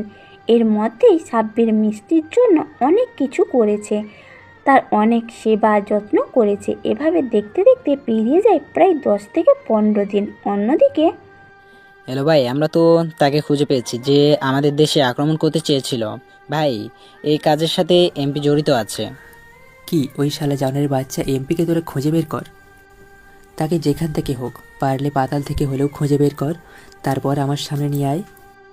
ভাই, আমরা এমপিকে খোঁজার জন্য ছেলে পেলে লাগিয়ে দিয়েছি, কিন্তু এমপিকে কোথাও খুঁজে পাচ্ছি না। খবর পেলে আপনাকে জানাবো ভাই। এই বলে ফোনটা কেটে দেয় অনেক। এভাবে কেটে যায় বেশ কিছুদিন। এর মধ্যেই সাব্বির আর মিষ্টির বিয়ে হয়ে যায়। এখন বাসর ঘরে বউ সেজে বসে আছে মিষ্টি। অন্যদিকে ঈশান সাব্বিরকে নিয়ে আসে সাব্বিরের রুমের সামনে আর বলে ওঠে, ভাই, বিড়ালটা ভালো করে মারিস। আমার বিয়েটা এমনভাবে হয়েছে যে বাসরাতে বিড়ালটা মারতে পারিনি, বিয়ের কয়েক সপ্তাহ পর মারতে হয়েছে। তো তুই আর এই সুযোগটা হাতছাড়া করিস না রে ভাই, তোর জন্য শুভকামনা রইল। এই বলে ঈশান সাব্বিরকে একটা ধাক্কা দিয়ে বাসর ঘরে ঢুকিয়ে দেয়। তারপর ঈশান সেখান থেকে চলে যায়। সাব্বির ধীরে ধীরে এগিয়ে যাচ্ছে খাটের দিকে। বউ সেজে খাটের মাঝ বরাবর বসে আছে মিষ্টি। সাব্বির মিষ্টির সামনে বসে এবং মিষ্টির মুখ থেকে ঘোমটাটা সরিয়ে দিয়ে কি মিসেস মিষ্টি, শেষ পর্যন্ত আমার বউ বানিয়েই ছাড়লাম। এটা বলে সাব্বির মিষ্টিকে বেসনায় ছুঁয়ে দিয়ে একে একে তার শরীর থেকে গয়না এবং আরও কিছু বললাম না, বাকিটা ইতিহাস। তারপর তারা ভালোবাসার অতল সাগরে ডুব দেয়, যেখানে শুধু সুখ আর সুখ, শান্তি আর শান্তি। পৃথিবীর সব সুখ যেন সেখানে। এতটা ভালোবাসায় তারা মগ্ন হয়ে যায়। পরের দিন সকালে সবাই একসাথে ড্রয়িং রুমে খাবার খেয়ে সাব্বির আর ঈশান বেরিয়ে পড়ে অফিসের উদ্দেশ্যে। তখনই সাব্বিরের ফোনটা বেজে ওঠে। ফোনের ওপাশ থেকে বলতে শুরু করে, হ্যালো সাব্বির ভাই, আমরা এই শালার এমপি বাচ্চাটিকে খুঁজে পেয়েছি। সে বর্তমানে সিলেটের একটা বৃহত্তম হোটেলে আছে। তাই নাকি? তোরা সবাই গোডাউনে চলে আয়, আমি আর ঈশান ভাই গোডাউনে এখনই চলে আসছি। ওকে ভাই, ঠিক আছে। তারপর ঈশান আর সাব্বির গাড়ি নিয়ে বেরিয়ে পড়ে গোডাউনের উদ্দেশ্যে। সেখানে গিয়ে তারা বলতে শুরু করে, অনিক, তুই কি শিওর যে ওই সালে এমপি সিলেটের বৃহত্তম হোটেল অবস্থান করেছে? যদি এই কথা সত্যি হয় তাহলে কালকে আমরা রওনা দেব। আমাদের জ্যাক প্যালেন্ট হেলিকপ্টারগুলো রেডি করবি। ওকে ভাই, ঠিক আছে। আমি সব হেলিকপ্টারগুলো এক জায়গায় করতেছি এবং সব ছেলেগুলোকে আমি আমাদের গোডাউনে চলে আসতে বলি। কাল সকালে আমরা রওনা দেব তাহলে আমাদের মিশনের উদ্দেশ্যে। ইউ আর অ্যাবসলিউটলি রাইট, তুই একদম ঠিক বলেছিস। আমরা কাল সকালেই রওনা দেব আর ওই সালে এমপির খেল খতম করব। এটা বলে তারা চলে আসে বাড়িতে। অন্যদিকে অনেক সব হেলিকপ্টার এক জায়গায় করে এবং তাদের সকল ছেলেগুলোকে গোডাউনে নিয়ে আসে। অন্যদিকে ঈশান আর সাব্বির বাড়িতে ঢোকার সাথে সাথে মিষ্টি বলে ওঠে। মিষ্টির মুখে ফারিয়ার কথা শুনে ঈশান অনেকটাই ঘাবড়ে যায় আর ভয়ার্ত কণ্ঠে বলে ওঠে, তুমি এসব কি বলছো ফারিয়ার? কিছুই হয়নি তো? তার কি হয়েছে আমাকে খুলে বলো প্লিজ। কি ব্যাপার মিষ্টি, তুমি কোনো কিছু বলছো না কেন? এভাবে চুপ করে আছো কেন? ভাবির কি হয়েছে বলো। ভাইয়া, আপনি উপরে যান আর ভাবির মুখ থেকে নিজেই শুনে নিন। আর তুমি এখানে থাকো, তোমার এখনও আমি ক্লাস নেব। ওকে ঠিক আছে, তোমরা থাকো, আমি ফারিয়ার কাছে গিয়ে তার কি হয়েছে দেখি।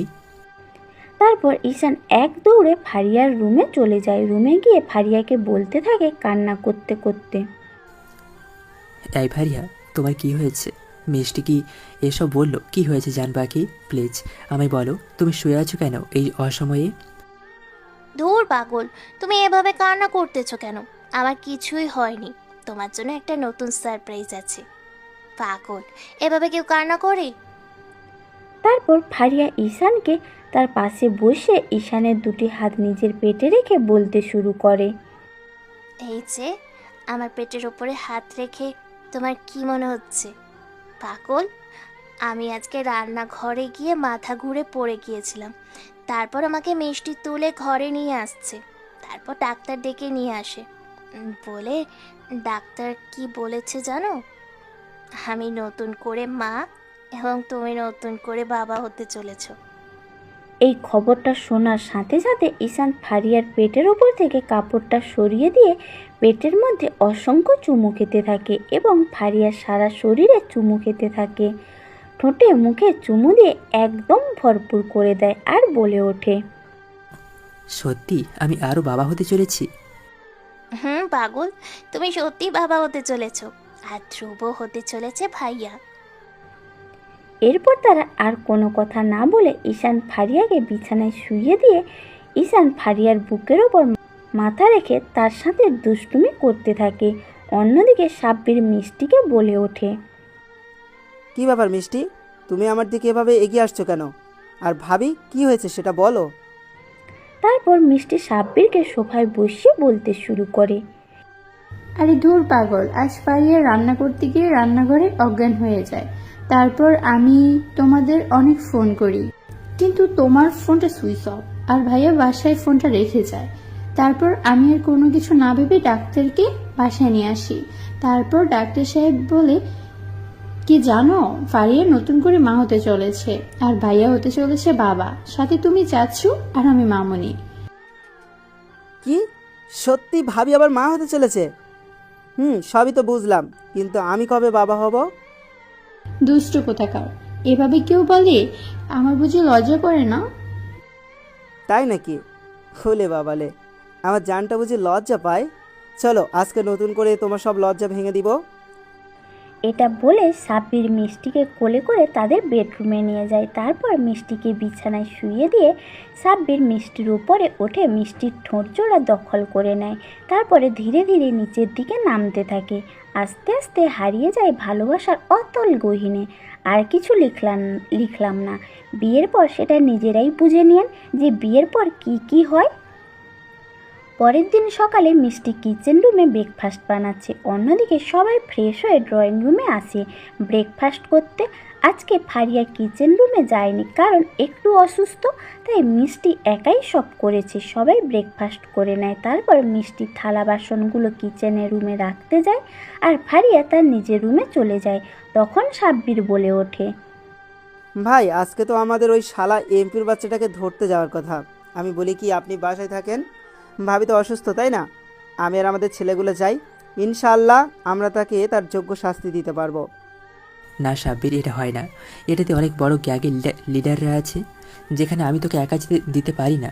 তোর সাথে আমিও যাব, আর তোর ভাবি ইনশাল্লাহ এখন অনেকটা সুস্থ আছে। তুই সব কিছু রেডি কর, আমরা এখনই বেরিয়ে পড়বো। ঠিক আছে ভাই, আমাদের সব কিছু রেডি, তাহলে আমি গাড়ি বের করছি, তুমি আসো। তারপর ঈশান গিয়ে ফারিয়ার কাছ থেকে বিদায় নিয়ে রওনা দেয় সিলেটের উদ্দেশ্যে। এখন আকাশে উঠেছে প্রায় 7টা হেলিকপ্টার। সেগুলো ঈশান নিজের টাকায় কিনেছে। হেলিকপ্টারগুলোতে প্রায় তাদের লোক সংখ্যা আছে 2 থেকে 3 হাজার। কয়েক ঘন্টার মধ্যেই তারা সিলেটের সেই বৃহত্তম হোটেলে পৌঁছে যায়, যেখানে গিয়ে সাব্বির রিসেপশনে গিয়ে বলতে শুরু করে, হ্যালো ম্যানেজার সাহেব, আপনার কাছে একটা সাহায্য চাই, ছোট্ট একটা ইনফরমেশান। এখানে ইকবাল জাহেদ এমপি কোন রুমে উঠেছেন সেটা একটু কি আমরা জানতে পারি? তার সাথে একটা আর্জেন্ট মিটিং অ্যাটেন্ড করার কথা ছিল আমাদের। শিওর স্যার, 2 মিনিট অপেক্ষা করেন, আমি এখনই রেজিস্টার খাতাটা দেখে আপনাদের বলতেছি। হ্যাঁ একটু দেখান প্লিজ। তারপর ম্যানেজার সাহেব রেজিস্টার খাতা বের করে দেখতে পায় আর বলে ওঠে, I am really sorry sir, আমরা খুব দুঃখিত। এমপি জাহিদ ইকবাল কয়েক ঘন্টা আগে আমাদের হোটেলের সব হিসাব সম্পূর্ণ করে তিনি এখান থেকে বেরিয়ে যান। হোয়াট? আপনি এটা কি বলছেন? ভাই আমাদের মনে হয় ওই শালা এমপি বুঝতে পেরেছিল যে আমরা এখানে তাকে ধরতে এসেছি, বা তার দলের ছেলেপেলাগুলো তাকে ইনফরমেশন দিয়ে দিয়েছে। এখন কি করব? আচ্ছা ম্যানেজার সাহেব, আমরা কি তার রুমটা চেক করতে পারি প্লিজ? জি স্যার, অবশ্যই, আসুন আমার সাথে। তারপর হোটেলের ম্যানেজার তাদের সবাইকে এমপির যে রুমে ছিল সেই রুমে নিয়ে যায়। সেখানে সবাই গিয়ে বিছানার উপরে একটা ল্যাপটপ দেখতে পায়। তারপর সেই ল্যাপটপটি সাব্বির ওপেন করতে দেখতে পায়। কিরে, নিজেকে খুব বড় মাস্টার মনে করেছিলিস, খুব বড় পাওয়ারফুল। তোকে বলেছিলাম না এবার অপমানের প্রতিশোধ আমি নিবই। এটা ছিল আমার একটা ছোট্ট চাল তোকে এখানে আনার। তুই তো বড্ড বড় ভুল করলি, নিজের বউ বাচ্চার কথা ভুলে গিয়ে শুধুমাত্র আমাকে ধরার জন্য সিলেট চলে গেলি। তোর জন্য আমার খুব আফসোস হচ্ছে রে। এখন কি করে তোর বউ বাচ্চাকে বাঁচাবে? এটা দেখে যেন ঈশানের মাথায় প্রচণ্ড রাগ উঠে যায়, তাই কোমর থেকে পিস্তলটা বের করে ওপরের দিকে একের পর এক গুলি করতে থাকে। তারপর কিছুক্ষণের মধ্যেই সাব্বিরের ফোনে একটা ভিডিও আসে, যেটাতে স্পষ্ট দেখা যাচ্ছে ফারিয়া, ধ্রুব ও মিষ্টিকে একটা চেয়ারের সাথে বেঁধে রেখেছে। সাথে ঠিকানা টেক্সট করে দেওয়া হয়েছে যে কোথায় ঈশানকে যেতে হবে। তারপর তারা আর সেখানে এক মুহূর্ত দেরি না করে হেলিকপ্টার করে আবার ব্যাক করে তাদের নিজ গন্তব্যে। কয়েক ঘন্টার মধ্যে ঈশান বাসায় এসে পৌঁছে যায়। বাসার ভেতরে ঢুকে দেখে বিভিন্ন জায়গায় কাঁচের টুকু, পুরো ঘরটা যেন ভেঙে তুড়ে তছনছ হয়ে আছে। তারপর ঈশান আর দেরি না করে সেই ঠিকানা অনুযায়ী তার ছেলেপেলেদের নিয়ে বেরিয়ে পড়ে। কিছুক্ষণের মধ্যেই সেই জায়গায় তারা পৌঁছেও যায়। পুরো জঙ্গলটা ঘিরে ফেলে। জঙ্গলের পোড়া বাড়ির ভেতরে আছে এমপির চলাফেরাগুলো। তারপর ঈশান বলে ওঠে, তোমরা সবাই এখানে থাকো। মেসেজে লেখা ছিল যেন আমি একা আসি, তাই এখন তোমরা গেলে তাদের বিপদ হতে পারে। সমস্যা নেই, ভেতরে কী কী হচ্ছে না হচ্ছে সেটা তোমরা সবাই ভিডিওর মাধ্যমে দেখতে পারবে। আমার কাছে একটা ছোট্ট ক্যামেরা আছে যেটার মাধ্যমে তোমরা সবাই দেখতে পারবে তার লোকেরা কোথায় কখন কীভাবে পজিশনে আছে, এবং কোনো বিপদ হয়ে ওঠার আগেই তোমরা হঠাৎ করে অ্যাকশন নেবে। Gates is ready. তারপরে ঈশান আর কোনো কিছু না বলে সোজা পোড়াবাড়ির ভেতরে যায়। ভেতরে ঢুকে ঈশান দেখতে পায় তাদের তিনজনকে একসাথে চেয়ারে বেঁধে রেখেছে। পাশেই এমপি বসে ড্রিঙ্কস করছে। এমপি ঈশানকে দেখে বলে ওঠে, আসো আসো, তোমার জন্যই অপেক্ষা করছিলাম। তোরা কি দেখছিস? তাকে গিয়ে চেয়ারের সাথে বেঁধে ফেল। তারপর এমপির কথা মতো তারা ছেলে বলে ঈশানকে একটা চেয়ারের সাথে বেঁধে ফেলে। তারপর এমপি ঈশানের সামনে এগিয়ে গিয়ে বলতে শুরু করে, আজকে তোকে বোঝাবো এই ইকবাল জাহিদ এমপি কি করতে পারে। তারপর এমপি নিজের পা থেকে একটা জুতো খুলে ঈশানের গালে পরপর অনেকগুলো থাপ্পড় মারে। এখনই ঈশানের গাল ফেটে রক্তের বন্যা বয়ে যাচ্ছে। রক্ত যেন ঈশানের পুরো শার্ট ভিজে গেছে। তা দেখে ফারিয়া বলে ওঠে, প্লিজ তোমরা ওকে ছেড়ে দাও, ওর বদলে আমাকে মারো। প্লিজ তোমরা আর ওকে মেরো না, আমি আর সহ্য করতে পারছি না। কিরে, তোর জন্য তো দেখছি তোর বউয়ের অনেক দরদ। আমি আবার মহিলাদের গায়ে হাত দেই না। আগে তোকে মারিস, তারপর তোর বউ বাচ্চার সাথে হিসাবটা মেটাবো।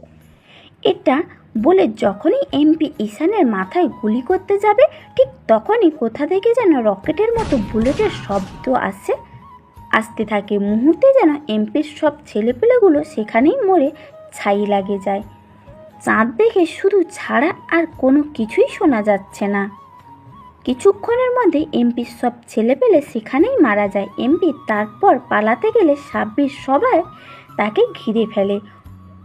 অনেক গিয়ে ঈশানের বাঁধন খুলে দেয়। তারপর ঈশান গিয়ে এমপির বুক বরাবর একটা লাথি মারে আর বলে ওঠে, তোকে বলেছিলাম না আমি যাকে ধরি তার উপর থেকে নিচ পর্যন্ত সব শেষ করে দিই।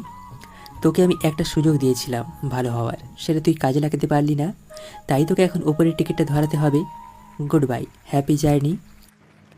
এটা বলার সাথে সাথে রকির কাছ থেকে একটা ছুরি নিয়ে এমপির গলার ওপরে ধরে শরীর থেকে মাথাটা এক টানে আলাদা করে ফেলে।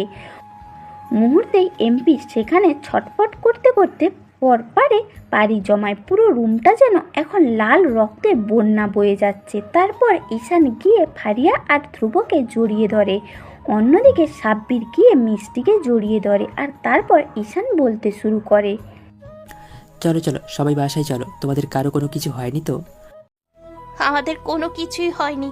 দেখো তোমার মুখ দিয়ে কত রক্ত বের হচ্ছে। তোমাকে আর কতবার বলবো যে এইসব কাজ তুমি ছেড়ে দাও, ছেড়ে দাও। দেখো আমি অন্যায় সহ্য করতে পারি না। যে অন্যায় করে আর যে অন্যায় সহ্য করে তারা সমান দোষী। হয়েছে হয়েছে, আর বলতে হবে না।